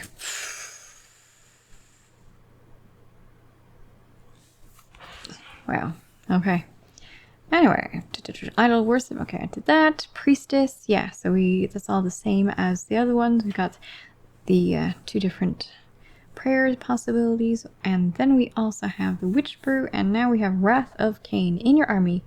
If your army includes any avatars of Khaine, friendly Daughters of Khaine priests can chant the following prayer. Cool. Animated. Pick 1 friendly avatar of Khaine on the battlefield. Until your next hero phase, that avatar of Khaine is animated.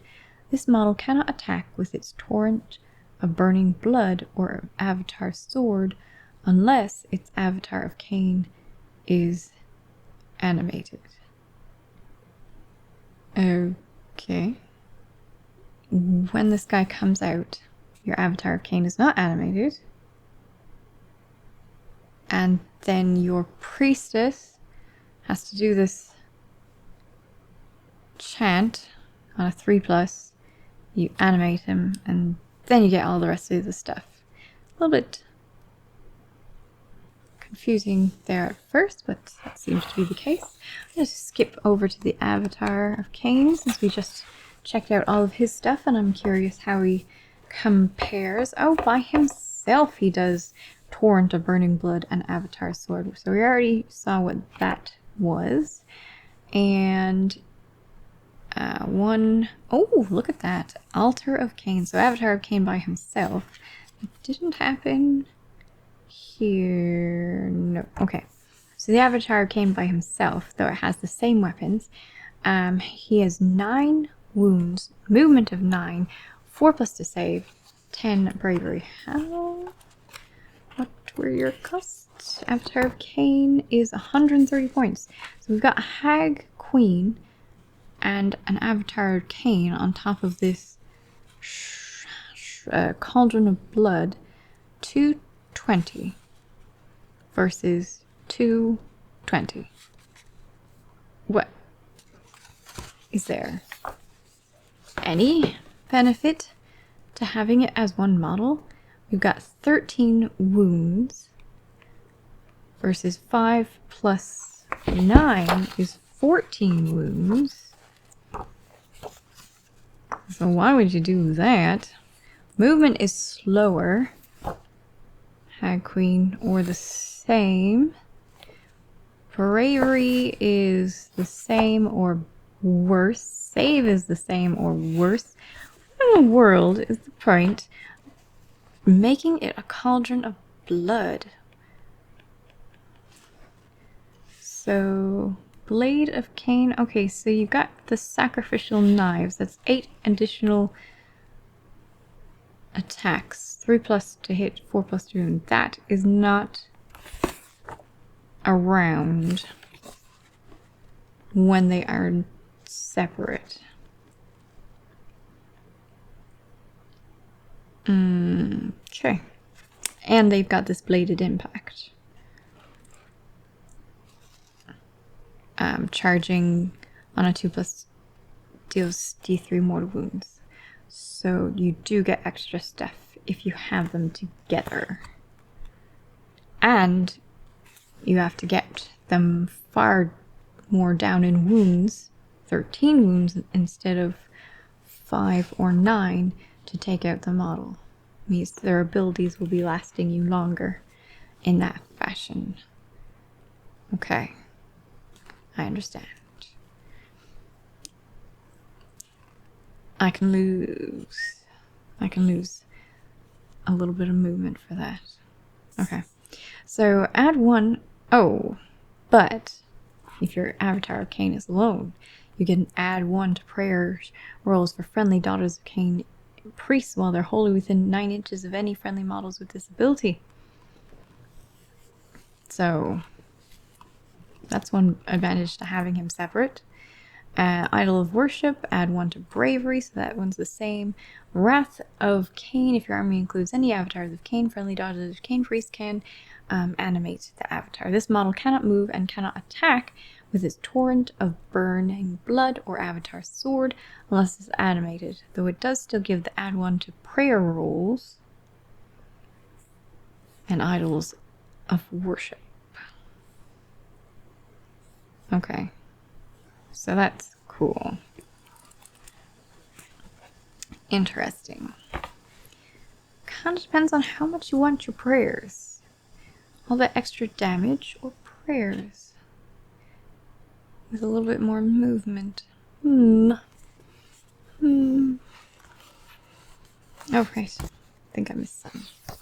Boop, boop, boop, boo. Hag Queen, we already did. Slaughter Queen on Cauldron of Blood. Okay, and the Slaughter Queen also has the Avatar of Kane, so we're going to be doing basically the exact same things, and this is the Slaughter Queen by herself.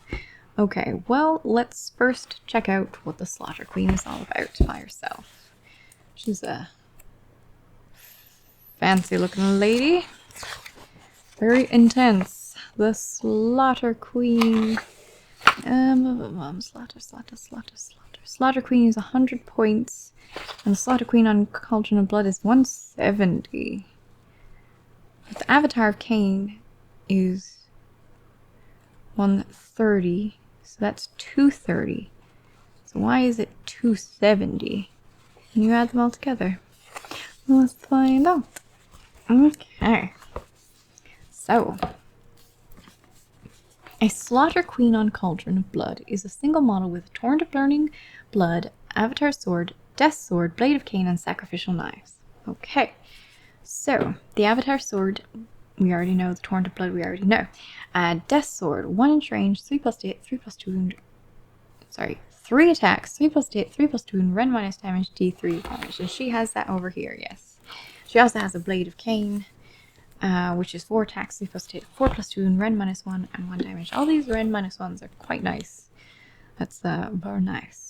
Unless you're going against Night Haunting, which it doesn't matter at all. But all of the mortal wounds that these armies like to do, they matter. So that's cool. Alright, lots of nice Sacrificial Knives. Now, Bladed Impact, same thing. Charge move, possible D3 mortal wound. Good. Blood Shield. Add 1 to save rolls while they're wholly within 18 inches. And the Idol of Worship was the same. Pact of Blood. This model can attempt to unbind 1 spell in the same hero phase. In the enemy hero phase, the same manner as the wizard. So that's new. Do you have a Pact of Blood? Priestess? You don't. But you do have a Commandability, which is over here as well. Okay. Priestess, the rune and touch of face part is the same. We're missing the Witch's Brew, so that was a thing of the Hag Queen, not the Slaughter Queen. The Slaughter Queen instead has this Commandability. Wrath of Kane animates the avatar. So the command ability is Orgy of Slaughter. You can use this command ability once per turn in your hero phase. If you do so, pick 1 friendly Daughters of Kane unit that has not fought in that phase and is wholly within 12 inches of this model and within 3 of any enemy units that unit can fight. Once per in your hero phase. Ooh, that's nasty. Okay.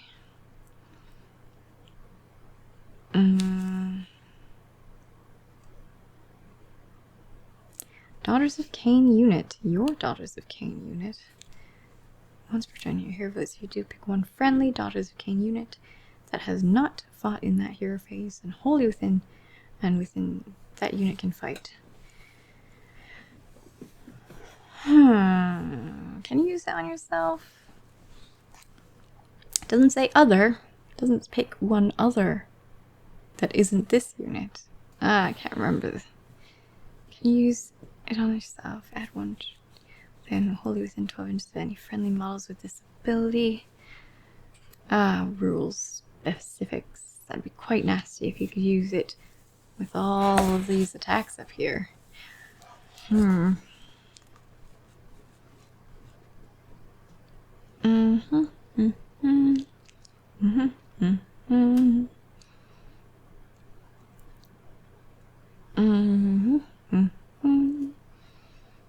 I have to double check.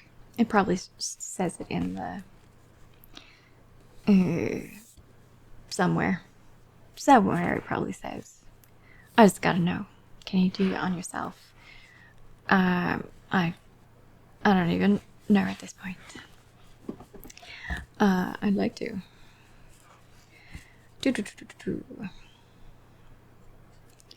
So that's that. Very cool ability. And now, over here, we've got something extra that wasn't there. Yeah. Okay, so when she's by herself, she has something extra called the Dance of Doom. If this prayer is answered in the combat phase, after this model has fought in that phase for the first time, when it is your turn to pick a unit to fight, this model can be picked to fight for a second time if it is within 3 inches of any enemy units, which is neat. That's cool. It has it's got 7 attacks with a D3 damage. This is good to try and get her to do it again. If this prayer is answered, I mean, yes, you could do D3 mortal wounds, but I don't know, I feel like you would want to do this instead if you were within 3 inches. This prayer is answered, pick 1 enemy within 3 inches and hide it in one of your hands. So you got basically a 50% chance of that person suffering D3 mortal wounds. While here, you have a chance of doing a lot more than D3 mortal wounds. Because if one goes through, you've got D3 mortal wounds. Is it a 50% chance of it going through? Well, we're looking at 3+. 3+ on a 6-sided dice is better than 50% chance. But then you're slicing it in 2 because you have to do it again. So it's less than a 50% chance, but you get to try it 3 times. Which makes it more than a 50% chance, if I'm doing my hazy statistics correctly. And that was just that. And then you also have all of this possibility too. Now, Ren -1 also has to take into consider the saving throw, but I don't know. Feels like you should be doing this one instead of just taking the 50% chance. Unless you're really good at tricking people and making them choose the one that you want to choose. I don't know. I'd go for all of that. Right, so that's that. She was 100 points. Cool. Witch elves. Let me Khaine Shadow Stalkers and you. Oh, Doomfire Warlocks. We only have 4 units left. Alright, let's check out these Witch Elves. We got our Infantry Units. A unit of Witch Elves has any number of models. The unit is armed with one of the following weapons: Sacrificial Knife and Bladed Buckler, or paired Sacrificial Knives. Let's check out how much they are. When they say any number of models, they don't actually mean any number of models. They mean a minimum of 10 to a maximum of 30. You have to have it in waves of 10. So, 100 to 300 points. Okay. One. Oops. One model in this unit can be a hag. Add 1 to the attacks characteristic of that model's melee weapons. Now, Sacrificial Knives. Okay, so it's all the same. Each person at 10 models. Each person has 2 attacks, 3+ to hit, 4+ to wound, 1 damage. Is great. Nothing wrong with that. We got 1-inch range, 6-inch movement, 6+ save. That's not so nice, but they aren't wearing much, so what can you do? And 7 bravery, so they're generally not going to be saving. It's chancy they might save, which does mean that there was something that gave +1 to save. Ooh, that. Sacrificial Knife and a Bladed Buckler, or paired Sacrificial Knives. Okay, paired Sacrificial Knives gives you an additional attack, as you would expect, while Bladed Bucklers give you 5+ save instead of 6+. 3 attacks versus a lot more saves.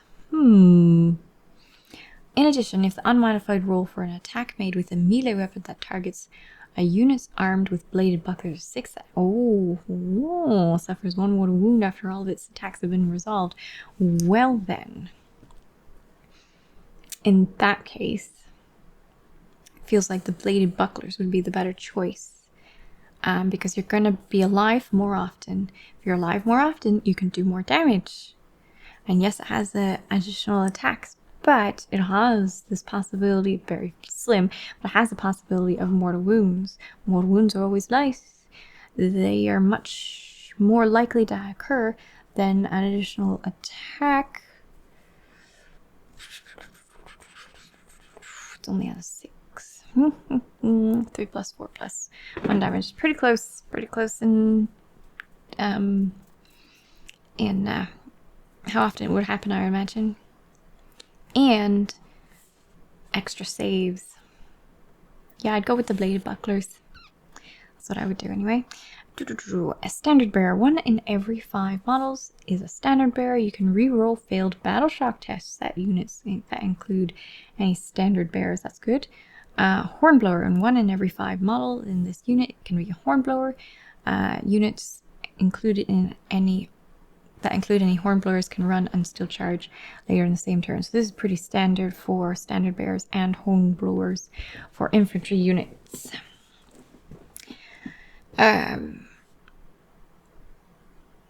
I would take them both. Okay. Frenzied Fervor. Add 1 to wound rolls for attacks made with melee weapons by this unit while it's wholly within 12 inches of any Daughters of Kane heroes. So no reason, absolutely no reason not to have a hero with them at all times. And what hero would you choose? Which else? Would you choose a Slaughter Queen? Pick 1 friendly unit. You could Orgy of Slaughter. Orgy of Slaughter. On 5+, would you pick a Hag Queen?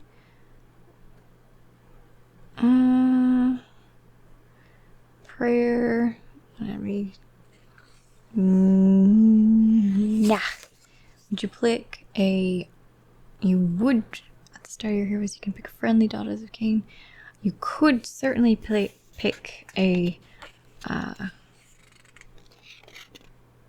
Witch Brew. Oh, Hag Queen. You would pick Hag Queen then, because the witch is blue.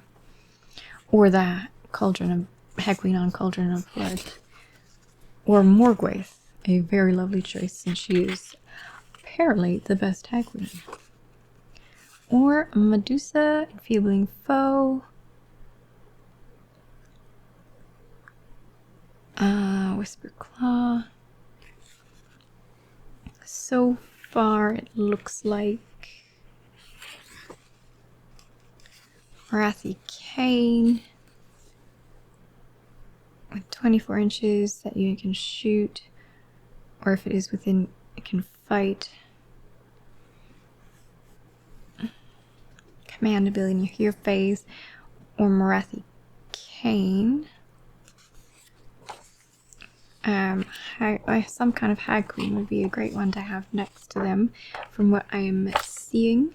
Of course, Daughters of Kane, or Avatar, something with an Avatar of Kane would also be fantastic because of the add 1 to saving throws.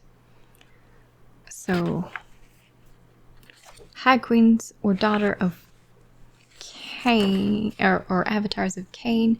So the Hag Queen on Cauldron of Blood that has the Avatar of Kane would probably be your best bet to be surrounded by witch elves. Cool. So far, anyway. Oh yes, this is the last. There are no more heroes. So yeah, they seem to be the best. Yep, that seems to be the best one to have witch elves around, I think. You can disagree with me, and I don't mind if you do. Just write it down in the comments below and tell me why. Okay. For anyone who's actually played them and have done a lot of playing, but that's what I think. I think that would be great. Sisters of Slaughter. 1 wound each, 6-inch movement, 6+ save, 7. So what's the difference between you guys? Sacrificial Knives, 1 attack, 3+ hit, 4+2 wound, 1 damage. A unit of Sisters of Slaughter has any number of models. This unit is armed with one of the following weapon options: a barbed whip and sacrificial knife, or barbed whip and bladed buckler. Okay, so assuming we're choosing the bladed buckler because that seems pretty awesome, we're going to have a bladed whip, 2-inch range, 2 attacks, 3+ hit, 4+2 wound, 1 damage each. There is no difference between the two, except the barbed whip has a range of 2 inches, which is better than the 1-inch range, clearly. So why would you ever choose witch elves over Sisters of Slaughter, other than the fact that they get pretty hair? Let's find out. Handmaiden. One model in this unit can be a handmaiden, add 1 to the attacks. That's a standard bearer, hornblower, Dance of Death.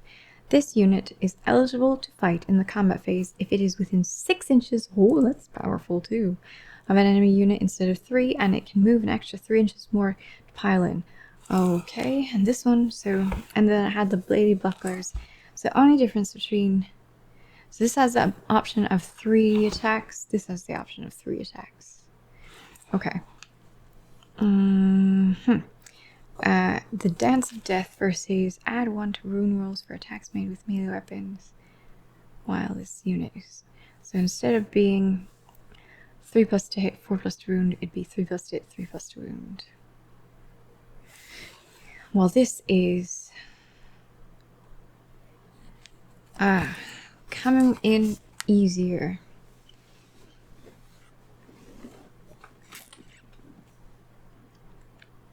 Since they will want to get into the fight. That's just what they want to do. Dance of Death allows them to do that. Better than that. But then they're in, and then this becomes better. Except for this has a range of 2. Which means more of your girls will get into the fight. It won't be too difficult, but you've got big numbers of 30, and you want to get all of those 30 in. With a 2-inch range, you could get all of those 30 in if the Sisters of Slaughter are the same. Sisters of Slaughter, 120 points.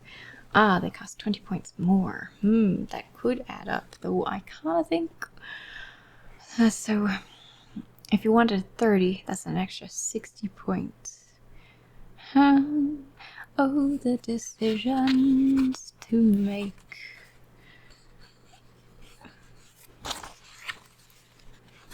Oh, the decisions. Oh, I have more pages than I thought I did. Why did I think I was done that quickly?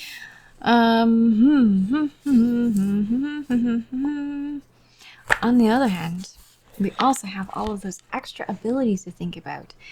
Rerolling runs of 1, rerolling charges of 1, rerolling hit rolls of 1, rerolling saves of 1. I don't know, it just feels like, well, I guess it makes sense that the Sisters of Slaughter were better. There are 20 points each. Is 20 points per 10 worth it just to scoot yourself in? This could really mean the difference between getting in the fight and getting not in the, and then not getting in the fight, though. Oh boy, I think I'd go with the Sisters of Slaughter. Yep, that's what I think. And of course I'd match them with now Sisters of Slaughter and Witch Elves. It feels like these guys, something about one of these really liked Sisters of Slaughter better, right? Or did they just like them the same? Witch Elves and Sisters of Slaughter. Improve the rend. Oh man. Buy 1. Drachy Ganeth, come to me. Okay, that's cool. Hag, where was that? Craith Sisters of Slaughter. Okay, so this was, the Craith was all about Sisters of Slaughter. On a 5+, that unit can fight a second time. Whew! Oh, that's nasty. At the combat phase, on a 5+, that unit can fight a second time. Man! Add 1 to the rune rolls. Oh my gosh, it add 1s to the rune rolls anyway. Because of this Commandability, if you have yourself a hero. Okay, so they became, with the Craith, they become as good as the witches. Okay, so Sisters of Slaughter are the way to go. From what I'm seeing. That seems to be the case. Sisters of Slaughter are the way to go. Sadly, they've got no... They don't got the pretty hair.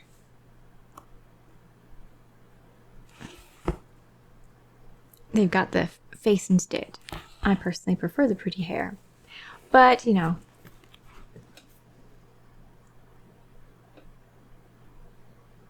Oh well. They can wear their masks and be scary. Because they're going to do a lot better. I wonder if I could somehow make it. On the other hand, they are the only models that have barbed whips. So you could totally have this nice pretty hair, and they all have barbed whips. So that would show that they're Sisters of Slaughter, not witch elves. We'll see. We'll see. Alright, Khainite Shadow Stalkers. The little warband for Warcry are the Khainite Shadow Stalkers. And they are really nice models, must say. I very much enjoyed looking. I have not painted them. They're sadly still grey, but they're really nice models, and I'm excited to do so once I have the freedom to do so. Got other things to paint first. Alright, what are you? You are not Sisters of Slaughter or Witch Elves. You're something different. Khainite Shadow Stalkers. Alright, 1 wound, 6 movement, 5+ save, 7 bravery. So already they're better for that. A unit of Khainite Shadow Stalkers has any number of models, each armed with a curse, missiles, and assassin's blade. And you guys cost how much? Why am I not seeing you? Khainite Shadow Stalkers, 9 to 18. So you can't get up to 30. You can only get up to 18. You're 100 points for 1 less model than the Witch Elves. Really nice looking bow. Alright. So, Shroud Queen. A model in this unit can be a Shroud Queen. A Shroud Queen is armed with Umbral Blaze and Cursed Missiles. In addition, a Shroud Queen has a wounds characteristic of 3 instead of 1. Cursed Missiles and Assassin's Blades. The Umbral Blade is only the Shroud Queen. Alright, so Cursed Missiles. 1 attack, 4+ hit, 3+ wound, 1 damage. Assassin's Blade. And 2 attacks, 4+ hit, 3+ wound, 1 damage. So 3 attacks. Oh, Cursed Missiles. Oh, never mind. 2 attacks for the melee and 1 attack for the missile, though the missile is basically something that you would do in melee based on his range. Yeah. Okay, Shadow Leap. In your movement phase, instead of making a normal move with this unit, you can say that it will Shadow Leap. If you do so, remove it from the unit and set it up again anywhere on the battlefield more than 9 inches away from any enemy units. Not surprised, it can teleport Cursed Missiles. If the unmodified hit roll for an attack made with Cursed Missiles is 6, that attack inflicts 1 mortal wound on the target and the attack sequence ends. Okay? Unmodified hit roll of Cursed Missiles. There's only 1 attack, but there's, what, 9 of them? Definitely 9 attacks. Could certainly do some damage. 9 attacks gets at least 1 6. 2 6s half of the time. 1 mortal wound. Definitely. It's alright. Again, it's only 6 inch range, so mostly melee. Allows you to ping things out of melee before you finish them off with your blades. Harness Shadow. Subtract 1 from hit rolls for attacks made with melee weapons that target this unit. Well, that's nice. That's nice. They seem to have their part because that they can pop out of existence and pop back in again.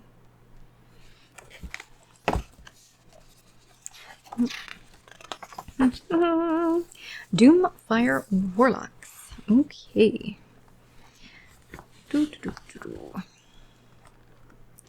We've got a unit of Doomfire Warlocks has any number of model, but actually that means Doomfire Warlocks 5 to 20 at 120 points for 5. So 120 points, 5. That's 10 wounds for 120 points. Movement 14. That's nice. 5+ save, 6 bravery. They have both the crossbow and the cursed scimitar. So the crossbow does 12-inch range, 2 attacks each, 4+ to save, 3+ to wound, 1 damage. That's alright. A Cursed Scimitar, 1-inch range, 2 attacks, 4+ to hit, 3+ to wound, rend -1, 1 damage. That's also alright. The Mount has a Vicious Bite, which is 2 attacks, 4+ to hit, 4+ to wound, no rend, and 1 damage. That is also nice. Master of Warlocks, 1 model in this unit can be the Master. Add 1 to the attacks characteristic of its weapons. Good. Add 1 to the casting and unbinding rolls for this unit while it has 5 or more models. Cool. And it's a wizard. Well, that makes it worth it, I think. This seems like a great unit. It can attempt 1 spell in your hero phase and attempt to unbind 1 spell in the enemy hero phase. It knows Arcane Bolt, Mystic Shield, and Doomfire spells. It cannot attempt to cast any spells other than those 3. Huh, that's different. Doomfire. Doomfire has a casting value of 6. If successfully cast, pick 1 enemy unit within 12 inches of the casting unit and visible to it. If the casting unit has fewer than 5 models, this unit, the enemy unit suffers D3 mortal wounds. If the casting unit has between 5 and 9 models, that enemy unit suffers D6 mortal wounds. If the casting unit has 10 or more models, that unit suffers 6 mortal wounds, which means you're going to want... How many can it go up to?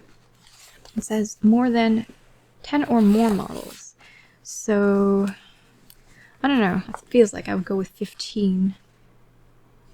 Just so I'm not flooded with the Warlocks. Still, that's a fair bit of damage. 2 wounds each. 14 movement is pretty great too.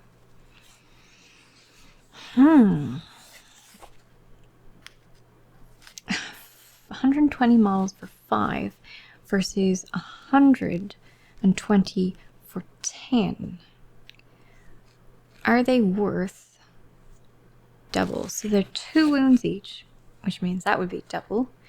They've got 14 movement, which is more than double. Wait, no, there's double. Do they move 8, right? No, 6. 6, yeah, more than double. They've got missile weapons, which the others do not have. No. They've got 4 attacks.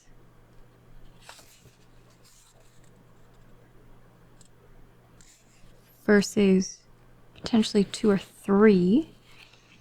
So that is fine for double.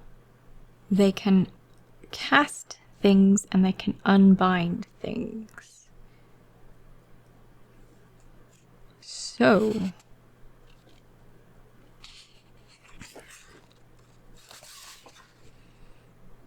that seems worth it.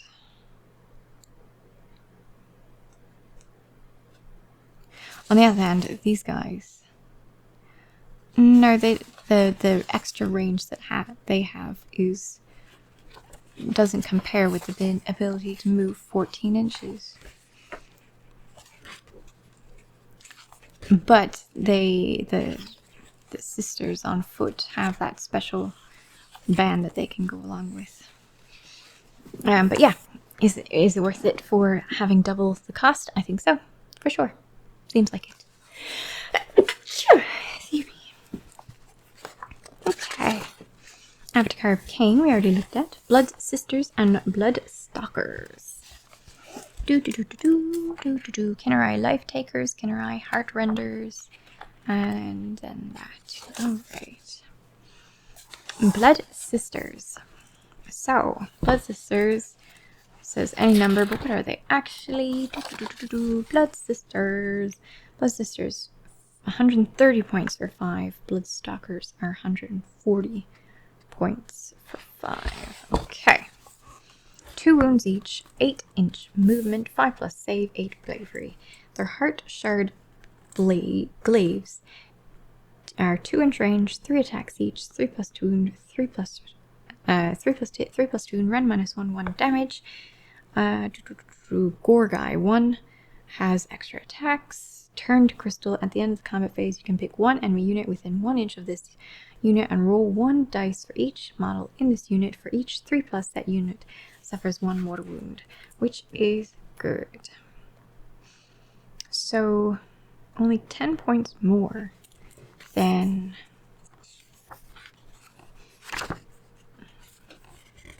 the sisters. Only 10 points more than Sisters of Slaughter.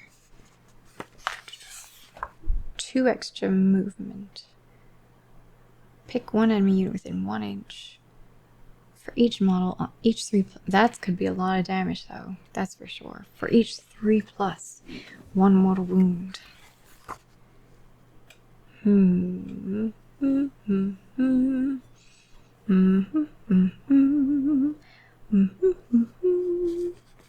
Well, it means that if you didn't want to use Sisters of Slaughter, which else? These would be a great choice, for sure. 100 definitely seems worth it for 130 points per was it 5 or 10? What was this? What have I got for Blood? 5. Ah, Sisters of Slaughter are. They are not worth double. Sisters of Slaughter. Not with the extra benefits. Maybe. Movement 8 is nice. Maybe. You are same sort of thing, but you are ranged. Armed with a blood... Oh, Crone can have a bloodworm, which has this cute little ability. Cool. Let's see. Heartseeker bow, 24-inch range, 2 attacks, 3+ hit, 3+ wound, rend -1, 1 damage. Range units are fantastic, so having a bit of range units in with all of your melee ones might be worth it. You have a Sian Lar, 1-inch range, 2 attacks each, 3+ hit, 4+ wound, 1 damage. That's not bad at all. And if an unmodified hit roll for an attack made with a Heartseeker bow is 6, that attack inflicts 1 mortal wound on the target and the attack sequence ends. You've got 2 attacks per bow, minimum of 5. That's gonna be a lot of attacks. Seems like a nice ranged unit.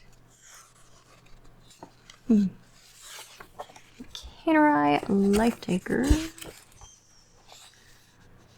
are, and Heartrenders are 5 for 80. That is not very much. 32 for 20. So 320 for 20. That's not bad. Alright, what do they do? So, let's see. We've got 1 wound each. 14-inch movement, which is a lot. The unit can fly, of course. I'll just check them out at the same time, I guess. Each are armed with a barbed sickle. Each are armed with a barbed javelin. So, close inch and... Oh no, you've got barbed javelin too. Oh. Why would you choose the Life Takers over the Heartrenders then? Ever. A Harridan can have an extra attack. A Shrike can have an extra attack. Alright. So, Barbed Sickle is 1-inch range, 2 attacks, 3+ to hit, 4+ to wound, 1 damage. Alright. And Barbed Javelin. Oh.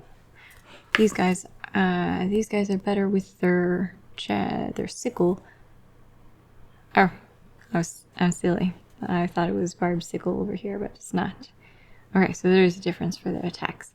We've got a 1-inch range, 2 attacks each, 3+, 4+, 1+, versus the melee one is 1 attack, 4+, 4+, -1 rend, and 1 damage. The -1 rend is nice though. Barbed Javelin is 12-inch range, 1 attack, 3+ hit, 3+ wound, rend -1, 1 damage. So it's only 1 attack each, but the the rend is good. Alright, so let's see, what do we got? These guys can, of course, fly. A Harridan and a Shrike with extra unit, with extra attacks. Death on the Wind. Add 1 to the damage characteristic of this unit's barbed sickles and improve the rend characteristic of that weapon by 1 if that unit made a charge move in that turn. Cool. So that's good. If you have a large unit, 20 members, that's 40 attacks. That's 3 plus, 4 plus, and 2 damage each. So with a rend -1, that's quite dangerous. Death from above instead of death on the wind. This unit can run and still shoot in the same turn. In addition, improve the rend characteristic of this unit's barbed javelins by 1 if this unit was set up on the battlefield in the same turn. Oh, so we got some... Yeah, instead of setting up this unit on the battlefield, you can place it to one side and say that it is circling high above as a reserve unit. If you do so, at the end of your movement phase, you can set this unit on the battlefield more than 9 inches away from any enemy units. At the start of the 4th battle round, any models that are still in reserve are slain. Okay, and that is the same. Descent into battle ability. Interesting. And this one gets a rend of -2, which could be quite useful if he's set up on the battlefield in the same turn. And it would be run and shoot. Gets you anywhere you want, really. Huh. Neat. Fight and flight. Each time this unit fights, you can roll a dice after all of its attacks have been resolved. On a 4+ the unit can make a retreat move of 6 inches. It cannot run.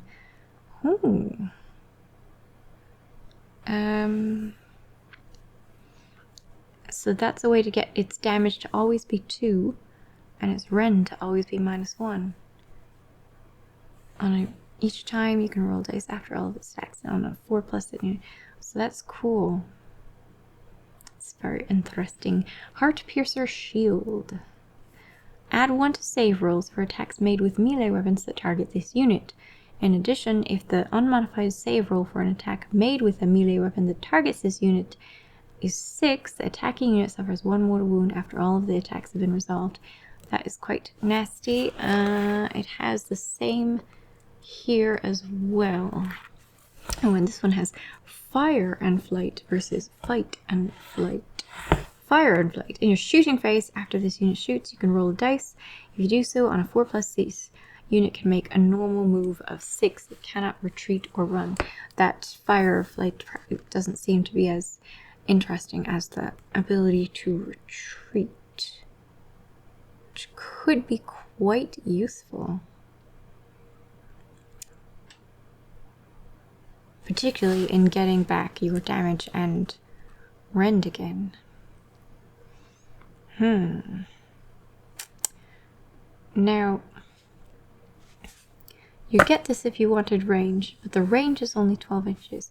On the other hand, you can set up wherever you want. But if we're going to have ranged units, I'm kind of thinking the Stalkers would be nicer because it's 24-inch range, 2 attacks, 3+3+, rend -1/1. This is 1 attack, 3+3+. This is 2 attacks, 3+3+.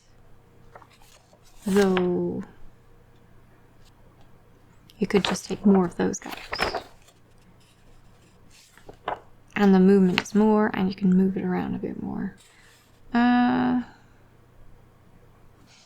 So in between these two, I don't know, it's kind of the movement. How much did you guys cost again? Only 80. That's really cheap. 85.20 versus the, what was it, the Bloodstalkers they're certainly better, but for 140, so 70 more points. I'm not sure. That can also do 20 attacks, 3+3+, rend -1. That's about the same, but there's a range of 24 inches, which is very nice. The crone, if the unmodified hit roll for an attack an attack sequence ends, so there's a chance for mortal wounds. Mortal wounds is always great. Adds, in addition, it's unmodded save roll for attack. That's also very interesting, but it entirely relies on these archers being in melee combat, which is not what you want per se. Add one to attack. Yeah, you don't want them to be in melee. They do have the ability to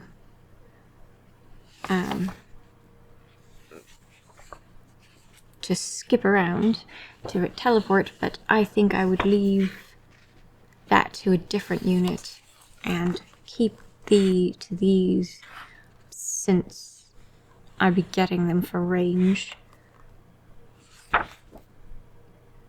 Movement of 14 is pretty cool, but again, these ones I'd be getting for range, and moving isn't that important to me.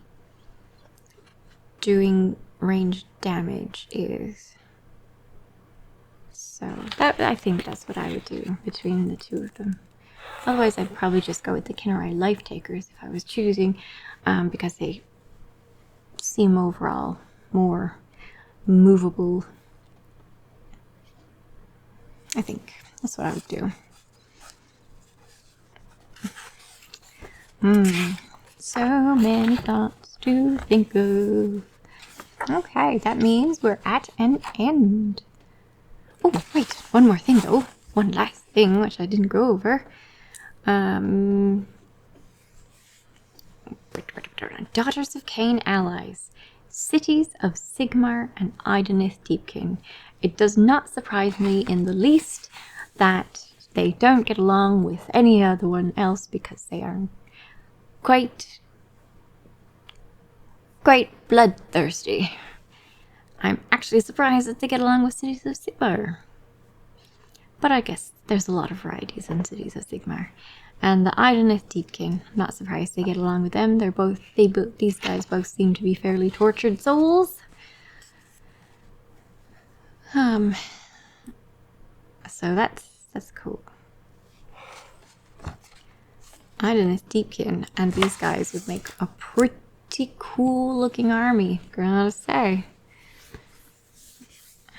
Well, thanks for watching. I hope you enjoyed it. Like and subscribe if you did. If you had any comments, let me know in the description below, and I will catch you in the next video. Bye!